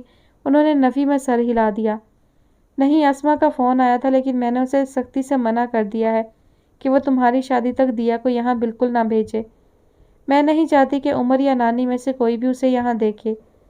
اسما کہہ رہی تھی کہ وہ ان دونوں کو کل ہی کہیں گھومنے پھرنے کے لیے بھجوا دیتی ہے تاکہ خاندان والے کچھ پوچھے تو انہیں مناسب سے جواب دیا جا سکے۔ بہرحال یہ ان لوگوں کا اپنا مسئلہ ہے۔ امی جس بے نیازی سے بات کر رہی تھی، یہ باور کرنا مشکل ہو رہا تھا کہ وہ اسی دیا کے بارے میں بات کر رہی ہیں جس کی جگہ ان کے پاس کوئی بھی نہیں لے سکا تھا۔ اسما پھوپھو بیچاری ہمیشہ کوآپریٹ کرتی ہیں، اب بھی دیکھیں کس طرح سارے معاملے کو سنبھال رہی ہیں۔ ہاں، انہیں نازی کی چھوٹی سی تعریف بھی اچھی نہیں لگی تھی۔ ساری آگ بھی انہی کی لگائی ہوئی ہے۔ میں تو ساری زندگی ان تینوں کو معاف نہیں کر سکتی، نہ اسما کو، نہ دیا کو، نہ مسعود کو۔ بہتر ہوگا کہ وہ لوگ بھی ہم سے واسطہ نہ ہی رکھیں۔ بنا کسی جذباتیت کے وہ کہتی ہوئی دروازے کی طرف مڑ رہی تھی، تبھی انہیں ایک اور بات یاد آئی۔ فیضی تمہاری شادی کے کسی بھی فنکشن میں شریک نہیں ہو رہا، اسے اپنے گھر والوں کی آمد کا ڈر ہے، لیکن میرا خیال ہے کہ میں نینی کو پکڑ کر فیضی کے باپ دادا کے سامنے تو ضرور کھڑا کر دوں۔ عزت دار ہوں گے تو اپنی بہو کو ساتھ لے کر جائیں گے۔ اللہ کے واسطے امی، نازی نے گھبرا کر ان کی طرف دیکھا۔ نینی اسے سنا چکی تھی کہ فیضی کسی انتہائی حد تک جذباتی اور ضدی ہے۔ وہ اندازہ لگا سکتی تھی کہ ایسی کسی بھی صورتحال کے بعد نینی کو اس کی کس طرح کی ناراضگی کو فیس کرنا پڑ سکتا تھا۔ بیکار کا ڈر بٹھا لیا ہے نینی نے۔ فیضان کو باپ سے معافی مانگتے شرم آتی ہے اور اس مفلوق الحال پر نہیں جس میں خود بھی پڑا ہے اور بیوی کو بھی مبتلا کر رکھا ہے۔ آگے بچے ہوں گے وہ بھی۔ وہ خفگی سے کہتی ہوئی باہر چلی گئی۔ کمرے میں گہری خاموشی چھا گئی۔ نازی نے تھکے تھکے سے انداز میں بیڈ کی پشت سے ٹیک لگا لی۔ معلوم نہیں وہ اس سب کو کس طرح محسوس کر رہا ہوگا۔ نہ چاہتے ہوئے بھی اسے عمر کا خیال آنے لگا۔ دن اچھا خاصا چڑھ آیا تھا۔ لاؤنج میں بیٹھے شہریار نے اپنی کلائی پر بندھی گھڑی میں وقت دیکھا۔ 12:25۔ اتنی دیر میں کتنے سارے کام نمٹائے جا سکتے تھے۔ فائلیں دیکھ لی جاتی، ملاقاتی نمٹا لیے جاتے اور کچھ نہیں تو اپنی ای میلز کو ہی چیک کر لیتا جو کتنے ہی دن سے کھولے جانے کی منتظر ہوں گی۔ اس نے ٹھیک اپنی اسلام آباد والی مصروفیت کو ذہن میں رکھتے ہوئے قریبی صوفے پر بیٹھی مسز ہاشمی سے شکایتاً کہا، مگر وہ ذرا جو متاثر ہوئی ہوں۔ شادی کرنے جا رہے ہو، وہ بھی شیریں حسین سے، کچھ ایڈجسٹمنٹ تو کرنا پڑے گا۔ اس طرح چھوٹے چھوٹے کھاتے کھولے تو مشکل میں پڑنے لگو گے۔ لاؤنج میں وہ دونوں اکیلے ہی تھے، پھر بھی چونکہ گھر شیریں کا ہی تھا اس لیے مسز ہاشمی نیچی آواز میں بات کر رہی تھی۔ میرے خیال میں یہ بات آپ اسے ہی سمجھائیں تو بہتر ہوگا۔ ایڈجسٹمنٹ کا مرحلہ عورتوں کو ہی طے کرنا پڑتا ہے، مرد خود کو نہیں بدل سکتے۔ وہ فطری رعونت جو شہریار کی شخصیت کا جزو تھی اب بھی عروج پکڑ رہی تھی۔ شیریں کو خود میں بہت سے بدلاؤ کی ضرورت ہے۔ مجھے اس کے طرز زندگی پر خاصے اعتراضات ہیں۔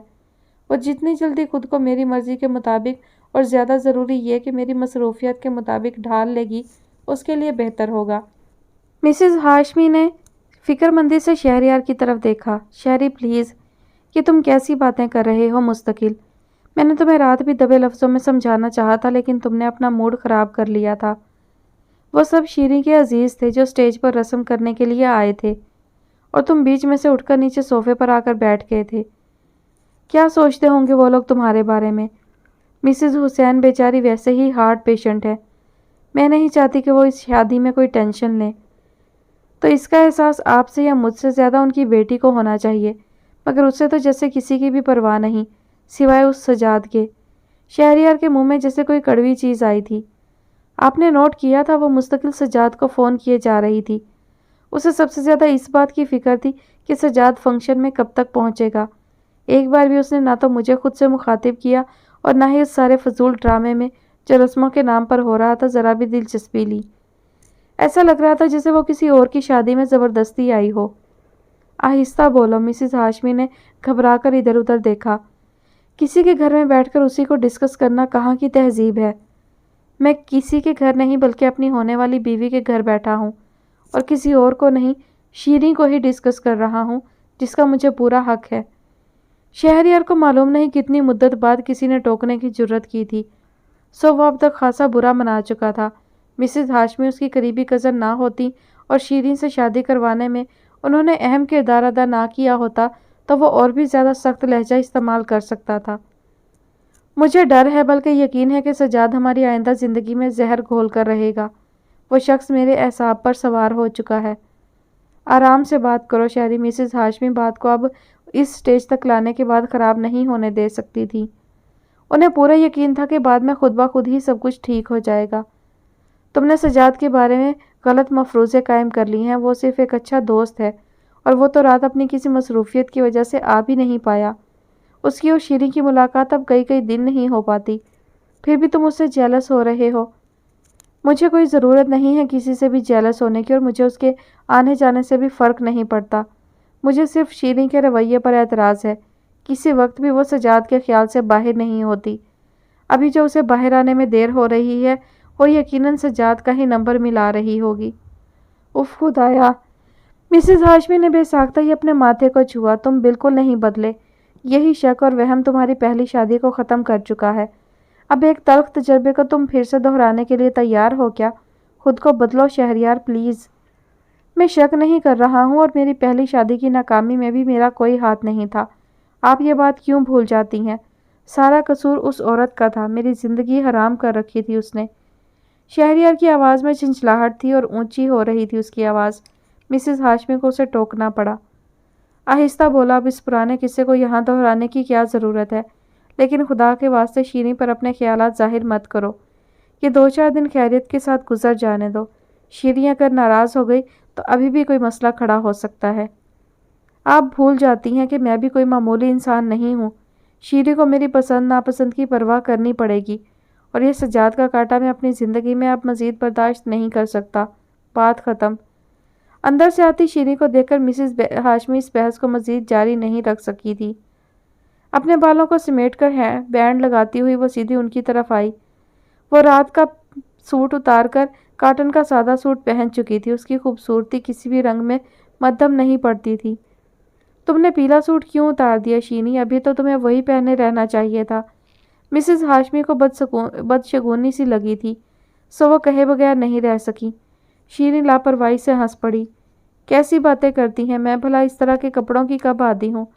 रात को चेंज किए तब सो सकी, वरना शायद रात भर करवटें बदलती रहती। मिसेस हाशमी ने बहुत गौर से उसके एक एक अंदाज को नोट किया था।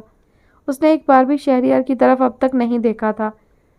ऐसा नहीं था कि वो वहाँ उसकी मौजूदगी से नावाकिफ़ थी, लेकिन जिस तरह का जानता बूझता तगाफुल वो जाहिर कर रही थी बता रहा था कि अब भी शहरयार उसके लिए कोई अहमियत नहीं रखता। उन्होंने शीरीन और शहरयार दोनों ही की तरफ से मायूसी हासिल हो रही थी। ये दो बहुत मजबूत, मेच्योर और खुद पसंद लोगों का टकराव था जो अपनी अपनी मसलहत के तहत एक नया रिश्ता बनाने जा रहे थे। मैं बहुत देर से इंतज़ार कर रहा हूँ। आज डिज़ाइनर के पास जाना था फाइनल ट्रायल के लिए। मैंने बड़ी मुश्किल से वक्त निकाला था। आज शाम एक ज़रूरी मीटिंग के लिए मना भी करना पड़ा। शहरयार बिना किसी तमहीद के बड़ी रुखाई से शीरीन को उसकी लापरवाही जता रहे थे। मिसेस हाशमी उन दोनों को उनके हाल पर छोड़कर शीरीन की मम्मी के कमरे की तरफ जा चुकी थी। तुम चले जाते अपनी मीटिंग में। मैंने तुमसे नहीं कहा था कि तुम मेरे साथ चलो। वहाँ वैसे भी तुम्हारी कोई ज़रूरत नहीं। कपड़े के मटेरियल कट, तुम्हें उनके बारे में क्या इल्म है? शीरीन ने उसके इंतज़ार को अहमियत नहीं दी थी और ना उसके बेहद कीमती वक्त के ज़ाया होने को। शहरयार के चेहरे पर सुर्खी फैलने लगी। ये मिसेस हाशमी थी जिन्होंने उसे जोर देकर कहा था कि उसे अब इन मौक़ों पर शीरीन के साथ होना चाहिए। चंद लम्हे यूं ही बोझल सी खामोशी लिए गुजरे। मालूम नहीं वो इस शख्स के साथ किस तरह की ज़िंदगी गुजारेगी जिसके साथ बात करने के लिए उसके पास कोई मौजू भी नहीं होता। किसी किसी वक्त शीरीन को बड़ी कोफ्त सी होती, लेकिन अब वो इस सब के बारे में एक बार भी नहीं सोचना चाहती थी। आज रात मैं वापस जा रहा हूँ और अब हफ्ते को आऊँगा जिस दिन हमारी शादी है। यहाँ वैसे भी मेरे लिए कोई काम तो है नहीं। बेकार में वक्त ज़ाया हो रहा है। कल से अब तक वो बेहद बेजार हो चुका था। शीरीन ने हैरत से उसकी तरफ देखा। क्या मतलब है? ये बीच में 2 दिन के फंक्शंस हैं, उनमें तुम शरीक नहीं हो गए? शहरयार की पेशानी पर एक गहरी शिकन मुस्तकिल डेरा जमा चुकी थी। मूड ख़राब नहीं भी होता तब भी ऐसा ही लगता था। شیریں اسی وجہ سے بار بار غلط فہمی کا شکار ہوتی تھی۔ اس وقت بھی اسے یہی لگا تھا، سو خود بھی تلخ ہونے لگی۔ کل بھی تم اتنے اکتائے ہوئے تھے کہ مجھ سے کئی لوگوں نے اس بارے میں پوچھا۔ کمال ہے، لوگوں نے اس بارے میں اندازے لگا لیے، لیکن خود تمہیں تو ایک بار بھی یہ خیال نہیں آیا کہ میرا موڈ کیوں خراب ہے۔ مجھے عادت ہوتی جا رہی ہے، اس لیے کوئی خاص فرق نہیں پڑتا۔ بڑی سرد میری سی شیریں کے رویے میں آتی جا رہی تھی۔ شہریار کو اپنا ہر شبہ 110% درست لگنے لگا۔ ٹھیک کہا تم نے، تمہیں صرف سجاد کے ہونے یا نہ ہونے سے فرق پڑتا ہے، باقی کوئی بھی اتنا اہم نہیں۔ بات مت بڑھاؤ شہریار، اور اس وقت تو سجاد کا کوئی ذکر بھی نہیں ہے، لیکن تم ہر بات میں اسے ضرور کھینچ کر لاتے ہو۔ پچھلے کچھ عرصہ سے وہ سجاد کا اتنا ذکر کرنے لگا تھا کہ اب شیریں کو بھی ذرا افسوس یا حیرت نہیں ہوتی تھی۔ میں اسے بیچ میں نہیں لاتا، وہ ہمیشہ سے پہلے سے ہی موجود ہوتا ہے، اسے اب ہٹنا پڑے گا، یہی ہم دونوں کے لیے بہتر ہوگا۔ وہ اٹھ کھڑا ہوا۔ شیریں اس بات پر خاموش رہی۔ بمشکل اس نے خود کو یہ کہنے سے روکا کہ سجاد کا بیچ میں سے ہٹنا ناممکنات میں سے ہے۔ کچھ بھی تھا، یہ چھوٹی سی خاموشی ایک بڑی تلخی کو پھیلنے سے فی الوقت بچا گئی تھی۔ میں چلتا ہوں، میری بات پر ہو سکے تو غور کرنا۔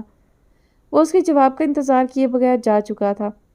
شیریں وہیں اپنی جگہ بیٹھی رہی۔ آج پہلی بار اس نے سجاد کے موضوع پر بحث کرنے سے پرہیز کیا تھا۔ ایک لا حاصل تعاقب جو وہ ساری زندگی کرتی آئی تھی اور کرتی رہے گی۔ کیا ضروری تھا کہ اسے دوسروں کو بھی باعلم رکھا جائے، اور وہ بھی ایسے لوگوں کو جن کے مفادات پر اس کے نام سے ضرب پڑتی تھی؟ صوفے کی پشت سے ٹیک لگائے ہوئے شیریں نے آنکھیں بند کی۔ چھوٹا سا فلیٹ مہمانوں سے بھرا پڑا تھا، اور مہمان بھی ایسے جو میزبانی کے سارے فرائض خود ہی انجام دینے کے لیے بے چین تھے۔ گھر، کچن، بازار سب بخوبی سنبھال رہے تھے۔ نانی اطمینان سے اپنی جگہ بیٹھی حکم صادر کرتی اور بس۔ رحمت منزل کے سارے مکین نانی کی خوشی میں پورے خلوص دل کے ساتھ شریک تھے۔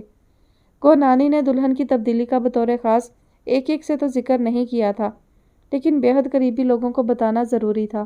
سب سے قریبی فرا تھی، اور وہ اس بات پر اتنی خوش تھی کہ جتنی خود نانی۔ مارے خوشی کے وہ بار بار نانی سے لپٹ جاتی۔ ثانیہ کے بعد نازی ہی تھی جو اسے بے حد پسند آئی تھی۔ یہ بات وہ کئی بار عمر کو جتا بھی چکی تھی کہ وہ دیا کا انتخاب کر کے بہت بڑی غلطی کر بیٹھا ہے۔ اب اس کے نزدیک اپنی غلطی کا بروقت ازالہ ہوا تھا۔ نانی کو فرا سے بڑی حد تک سپورٹ حاصل ہو گئی تھی۔ یہ فرا ہی تھی جو اس وقت ان کے اور عمر کے بیچ پل کا کام انجام دے رہی تھی۔ وہ بے حد خاموش تھا اور صاف لفظوں میں کہہ چکا تھا کہ وہ اس شادی پر صرف اور صرف نانی کی وجہ سے تیار ہوا ہے، آگے اس سے زیادہ توقعات وابستہ نہ کی جائیں۔ سب لڑکے ایسے ہی کہتے ہیں محبت میں ناکامی کے بعد، اور عمر غریب تو منزل کے اتنے قریب آ کر مایوس ہوا ہے، وہ تو ایسے ہی ری ایکٹ کرے گا۔ آپ بیکار کی ٹینشن نہ لیں نانی، جو ہو رہا ہے اچھے کے لیے ہی ہو رہا ہے۔ آج رات میں عمر کی بارات تھی، سبھی اپنے اپنے کام نمٹانے کے لیے مختلف سمتوں میں نکلے ہوئے تھے۔ فرا تنہائی کے اس وقفے میں بڑے سکون سے نانی کو سمجھا رہی تھی۔ عمر ذرا بھی خوش نہیں ہے، کل بھی ساری رات جاگتا رہا، میری تو اسے تسلی دینے کی بھی ہمت نہیں، الٹا نگاہ چرائے رکھتی ہوں۔ اس بڑھاپے میں شاید سبھی اتنے خود غرض ہو جاتے ہیں۔ نانی آپ دیدہ ہونے لگی، انہیں اپنی مرحومہ بیٹی اور داماد کی یاد اتنی شدت سے پہلے کبھی نہیں آئی تھی جتنی کہ آج۔ صبح سے کہاں غائب ہے کچھ پتہ نہیں، حالانکہ آفس سے چھٹی بھی لے رکھی ہے۔ تبھی وہ باہر سے آتا دکھائی دیا۔ دیکھا کتنی بڑی عمر ہے، آپ نے یاد کیا اور وہ آ گیا۔ عمر، وہ بے ساختہ ہی پکار اٹھی۔ ان کے قریب سے گزرتے ہوئے وہ پل بھر کے لیے ٹھٹکا اور پھر ایک دم ہی ان کے گلے سے آ لگا۔ کمرے میں خوشبوؤں کا مہکتا ہوا تال میل پھیلا ہوا تھا۔ صبح ہو رہی تھی، لیکن باہر خاموشی گہری تھی۔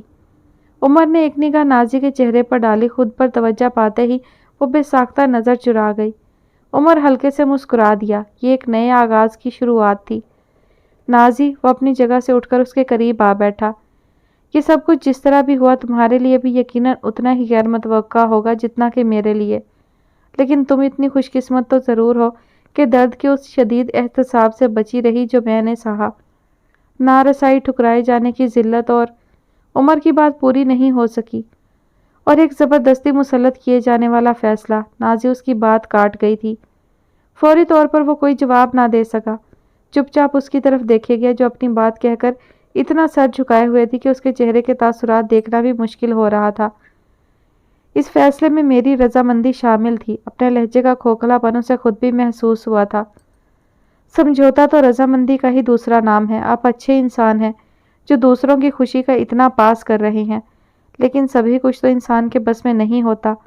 आपका रवैया, आपका चेहरा बताता है कि नाजी का चेहरा अभी भी झुका हुआ था और धीमी आवाज में बात करते हुए उसने बात अधूरी छोड़ी थी।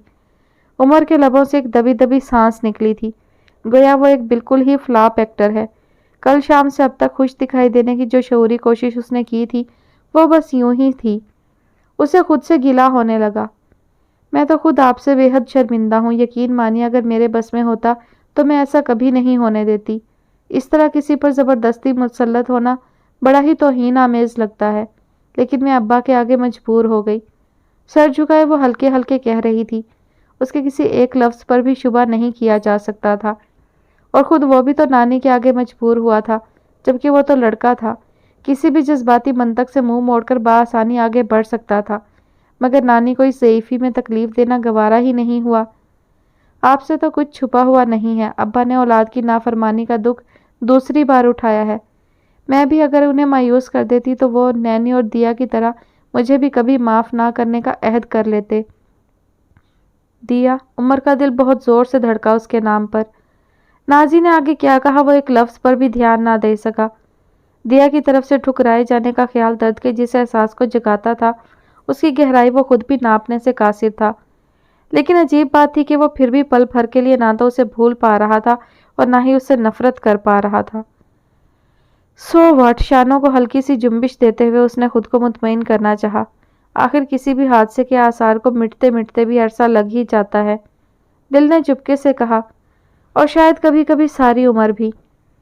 दिया ने आप जैसे अच्छे इंसान का दिल तोड़कर बहुत बुरा किया है, बहुत पछताएगी, और एक न एक दिन देख लीजिएगा। वो उसे तसल्ली देना चाहती थी, लेकिन रफूगरी हर जगह कारगर साबित नहीं हो पाती। बेवकूफ़ी की बातें मत करो नाज़ी, वो चैप्टर अब बंद हो चुका है। मुझे इस बात से कोई दिलचस्पी नहीं कि कौन पछताता है और कौन नहीं। झंझलाहट के बावजूद उसके लहजे की शिकस्तगी छुपी हुई नहीं थी। हमें एक दूसरे को वक्त देना चाहिए ताकि अपनी अपनी जगह एडजस्ट कर सकें, और मेरा ख्याल है कि तुम ये काम मुझसे ज़्यादा बेहतर कर लोगी। वो उठ खड़ा हुआ। मालूम नहीं लोग हमेशा ही उसी से क्यों सारी तवक्कात वाबस्ता कर लेते हैं। उमर की पुश्त पर निगाह जमाते हुए नाजी ने सोचा। कल से अब तक उमर के साथ वक्त गुजारते हुए उसने बार बार उसकी सर्द महरी को महसूस किया था, और हर बार खुद को शर्मिंदगी में घिरा हुआ पाया। पता नहीं ये रिश्ता कभी रिश्ता बन भी पाएगा या बस यूं ही रस्मी सी कार्रवाई ठहरेगा। यहाँ अब सोचने का भी वक्त नहीं था। दिन का आगाज था और उमर बाहर जा चुका था। नानी की आवाज़ करीब आती सुनकर वो अपना दुपट्टा ठीक करके बैठी थी। तभी वो और फरा अंदर चली आईं। जीती रहो, अल्लाह हजार खुशियों से नवाजे। उसके सलाम के जवाब में उन्होंने उसकी पेशानी चूमते हुए मोहब्बत से दुआ दी। नाजी ने अपनी आंखें भीगती हुई महसूस की। कितनी अजीब बात थी, लोगों की बेहिसी दिल को तोड़ते रवैये सारी उम्र झेलते हुए वो इतनी जज्बाती नहीं हो पाई थी, लेकिन खलूसे दिल से की हुई छोटी सी बात भी दिल को जैसे पानी पानी करने लगती थी। अभी तुम्हारी अम्मी का फ़ोन आया था, वहाँ से रहना आ रही है तुम्हें लेने के लिए।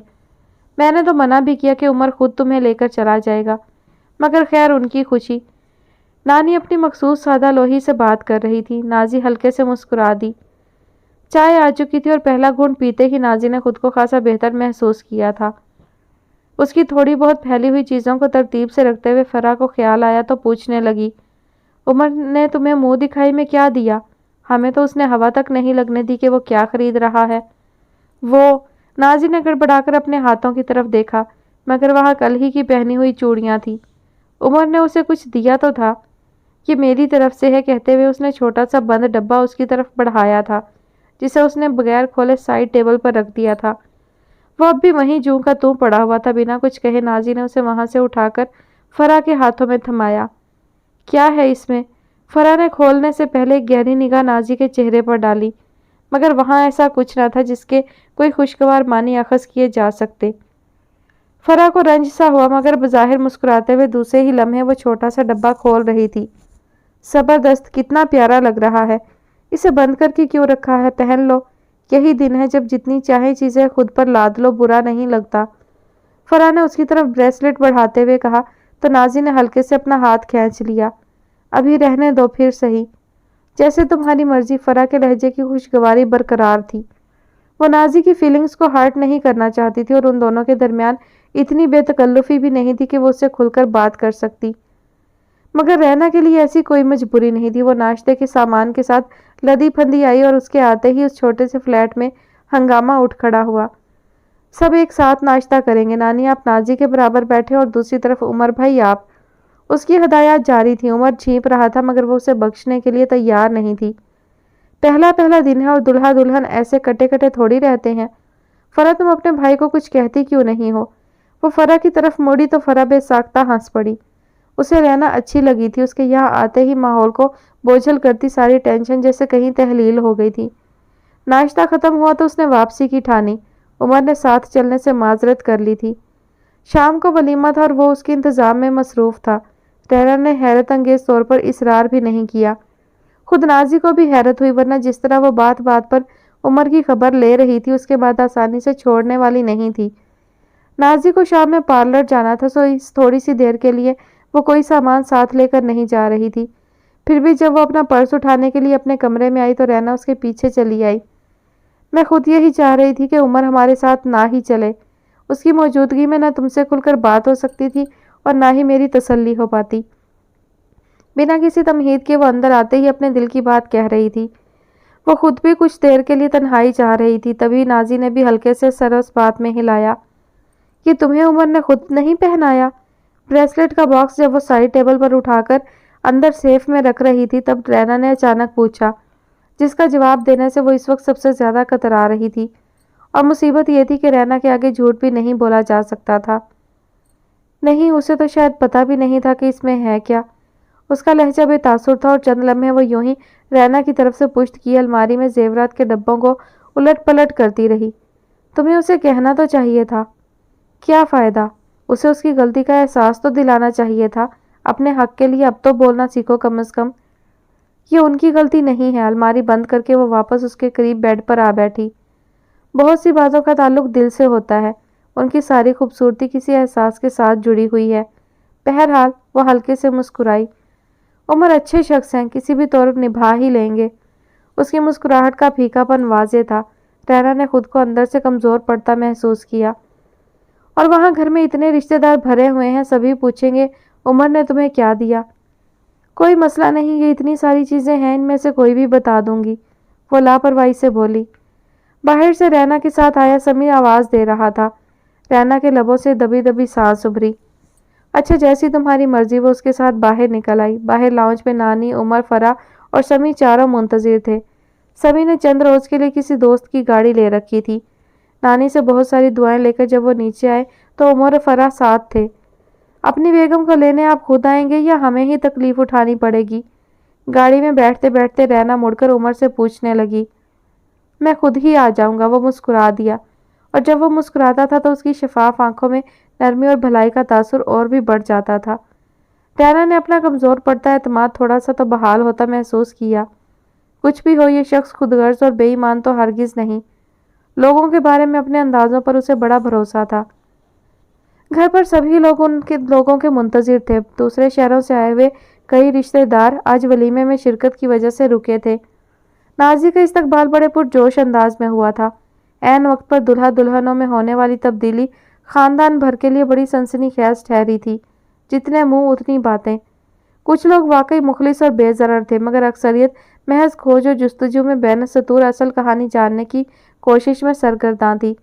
کچھ تو بازار جانے کے بہانے اسما پھپھو کے ہاں کا چکر بھی لگا آئے تھے، یہ جاننے کے لیے کہ اصل میں یہ سارا واقعہ کس طرح ظہور پذیر ہوا تھا۔ لیکن ان کی خاموشی اور معاملہ فہمی کی وجہ سے ان سب کو ہی بڑی مایوسی ہوئی تھی۔ نازی کو بھی تجسس بھری نگاہیں اور سوال گھیر رہے تھے۔ ایک دن کی اور بات تھی، پھر مہینوں بھر کسی سے ملاقات نہیں ہونی تھی۔ امی اس وقت کو خوش اسلوبی سے نمٹانا چاہ رہی تھی، سو تھوڑی سی ہی دیر میں ان کے اشارے پر رینا نازی کو لے کر اس کے کمرے میں آئی۔ نینی بھی اس کے ساتھ تھی۔ اب تم یہاں کچھ دیر بیٹھو، میں ذرا آنٹی کے پاس جا کر گھر کے کام دیکھتی ہوں۔ نینی کو نازی کے پاس چھوڑ کر وہ باہر چلی گئی۔ اپنے کمرے میں آ کر سکون کا بڑا ہی فرحت بخش احساس ہو رہا تھا۔ بیڈ کی پشت سے ٹیک لگاتے ہوئے وہ بڑی ریلیکس ہو کر بیٹھی تھی۔ خوش تو ہیں نا نازی آپا؟ نینی نے دھڑکتے دل کے ساتھ اس کی طرف دیکھا۔ وہ اس کے بالکل قریب ہی بیٹھی تھی۔ نازی کی سمجھ میں نہیں آیا کہ وہ کیا جواب دے۔ یہ سوال ابھی قبل از وقت تھا، خوشی اور ناخوشی کے درمیان کھڑی ابھی وہ خود بھی نہیں جانتی تھی کہ اصل معاملہ کیا ہے، مگر سامنے بیٹھی نینی کو مطمئن کرنا ضروری تھا۔ وہ پہلے ہی ڈپریشن کا شکار تھی، اس کی موجودہ حالت، حد سے بڑھتی کمزوری، سبھی کچھ اسے قابل رحم بنائے ہوئے تھی۔ سو اگر اس غریب کو تھوڑی سی خوشی مل سکتی تھی تو کیا حرج تھا۔ میں بہت خوش ہوں، عمر بہت اچھے ہیں، اور اس دوسری بات میں تو کوئی شک بھی نہیں تھا۔ نازی کھل کر مسکرائی تھی، نینی کے چہرے پر روشنی پھیلی۔ شکر ہے اللہ کا، میں نے آپ کے لیے بہت بہت دعائیں مانگی تھی نازی آپا، اللہ کرے آپ زندگی بھر اتنی خوشیاں دیکھیں کہ… اس کی آواز نم ہونے لگی تھی۔ نازی نے بے اختیار اسے گلے لگا لیا۔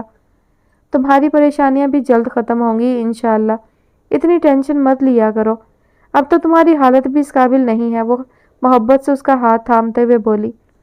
فیضی تو ٹھیک ہے نا، بات ہوئی تھی تمہاری اس سے؟ ہوئی تھی، نینی نے اس بات میں سر ہلایا۔ مجھے بہت شرمندگی ہے نازی آپا کہ وہ آپ کی شادی میں شریک نہیں ہوا، میں اس پر بہت ناراض بھی ہوئی ہوں، لیکن وہ کسی طرح بھی نہ تو ابا کو فیس کرنا چاہتا ہے اور نہ ہی اپنے خاندان والوں کو۔ کل شادی میں اس کے گھر والے آئے تھے کیا؟ نازی کو تجسس ہونے لگا۔ سمی بھائی بتا رہے تھے کہ فیضی کے ایک چچا آئے تھے، سجاد چچا، بہت تعریف کر رہے تھے سمی بھائی ان کی، کہہ رہے تھے بہت خوش مزاج اور ملنسار شخصیت لگ رہے تھے، سنا ہے شکل کے بھی بہت اچھے ہیں۔ آج شاید ولیمے میں اور بھی لوگ آئے ان کی فیملی سے، آپ ضرور عمر بھائی سے پوچھئے گا۔ نازی نے نوٹ کیا کہ فیضی کے خاندان کے بارے میں بات کرتے ہوئے نینی کے لہجے میں امید سی جھلکنے لگی تھی۔ خدا کرے کہ وہ اور عمر فیضی اور اس کے خاندان کے درمیان پل کا کام انجام دے سکیں، بے ساختہ ہی دل کی گہرائیوں سے نازی نے خواہش کی۔ فیضی بہت بدل گیا ہے نازی آپا، یا تو بہت خوش رہتا ہے یا پھر اتنا چڑچڑا ہونے لگتا ہے کہ میری برداشت سے باہر ہونے لگتا ہے۔ کمزور بھی بہت ہو گیا ہے، سارے دن کی بھاگ دوڑ کے بعد بھی گھر کے خرچے پورے کرنے مشکل ہو جاتے ہیں۔ کسی وقت تو مجھے اس پر بڑا رحم آتا ہے۔ زندگی برباد ہو گئی، اس کا تو کیریئر بھی داؤ پر لگا ہوا ہے، اور گھر والے بھی جدا۔ اس نے یہ زندگی کب دیکھی تھی؟ وہ جذباتی ہونے لگی تھی، مگر پھر کچھ خیال آنے پر خوبصورتی سے خود کو سنبھال گئی۔ میں بھی کیا باتیں لے بیٹھی ہوں، چائے لاؤں آپ کے لیے یا کچھ کھائیں گی؟ وہ اٹھنے لگی تھی مگر نازی نے اس کا ہاتھ تھام کر اسے واپس بٹھا لیا۔ ابھی کچھ بھی دل نہیں چاہ رہا، تم بیٹھو میرے پاس۔ وہ اسے دیا کے متعلق پوچھنا چاہ رہی تھی مگر اب تک اس کا موقع نہیں مل سکا تھا۔ نینی، دیا کا کوئی فون آیا تمہارے پاس یا امی کے پاس؟ تم نے کر لیا ہوتا، اس کی خیریت تو معلوم کرنا چاہیے تھی کسی نہ کسی کو۔ نازی نے بے چین ہو کر اس کی طرف دیکھا مگر وہ یوں ہی بے تاثر سا چہرہ لیے بیٹھی تھی۔ وہ بالکل خیریت سے ہوگی، آپ ان کی فکر مت کریں، اور انہیں ہم میں سے کسی کی بھی خیریت مطلوب نہیں ہوگی، یہ بھی میں دعوے سے کہہ سکتی ہوں۔ اپنی مرضی پوری کر لینے کے بعد انسان کا دماغ یوں ہی 7ویں آسمان پر پہنچا ہوا ہوتا ہے، یہ میں بھی جانتی ہوں۔ اس کے لہجے کی تلخی میں اس کا اپنا تجربہ بول رہا تھا۔ نازی فوری طور پر کچھ بھی نہ کہہ سکی۔ تھوڑا اور وقت گزر جائے پھر انہیں خود ہی پتہ چل جائے گا کہ غلطی کہاں ہوئی ہے، مگر اس وقت تک پیروں تلے سے زمین کھسک چکی ہوگی۔ نازی نے بے ساختہ ہی ہاتھ کے اشارے سے اسے مزید کچھ کہنے سے روکا۔ اللہ نے چاہا تو دیا کے ساتھ ایسا کچھ نہیں ہوگا، اس کے ساتھ صرف مسعود ہی نہیں، اسما پھپھو بھی ہیں، وہ بہت پیار کرتی ہیں دیا سے، اسے کوئی تکلیف نہیں پہنچنے دیں گی۔ نازی کو مسعود کی طرف سے نہ صحیح، اسما پھپھو کی طرف سے بہت اطمینان تھا۔ اللہ کرے ایسا ہی ہو۔ وہ پل بھر کے لیے رکی۔ لیکن مجھے تو اب یقین ہو چکا ہے نازی آپا کہ اتنے سارے دلوں کو توڑ کر حاصل کی جانے والی خوشی انسان کو کبھی راس نہیں آتی۔ جس آغاز پر ماں باپ کا دست شفقت ہی سر پر سے اٹھ جائے، وہ کیسے بابرکت ہو سکتا ہے؟ میری مثال آپ کے سامنے ہے۔ کیا شان تھی فیضی کی جب وہ نکاح کے لیے آیا تھا، غرور اس کے ایک ایک انداز سے چھلکتا تھا، اور اب… اس نے بات ادھوری چھوڑ کر اپنا نچلا لب دانتوں میں دبایا۔ اس کے چہرے پر مستقل پریشانیوں نے بڑی واضح چھاپ چھوڑی تھی، اور پچھلے 2-2.5 سالوں میں وہ اپنی عمر سے کہیں بڑی دکھائی دینے لگی تھی۔ نازی نے بڑی ملائمت سے اس کے کندھے پر ہاتھ رکھتے ہوئے اسے تسلی دینا چاہی۔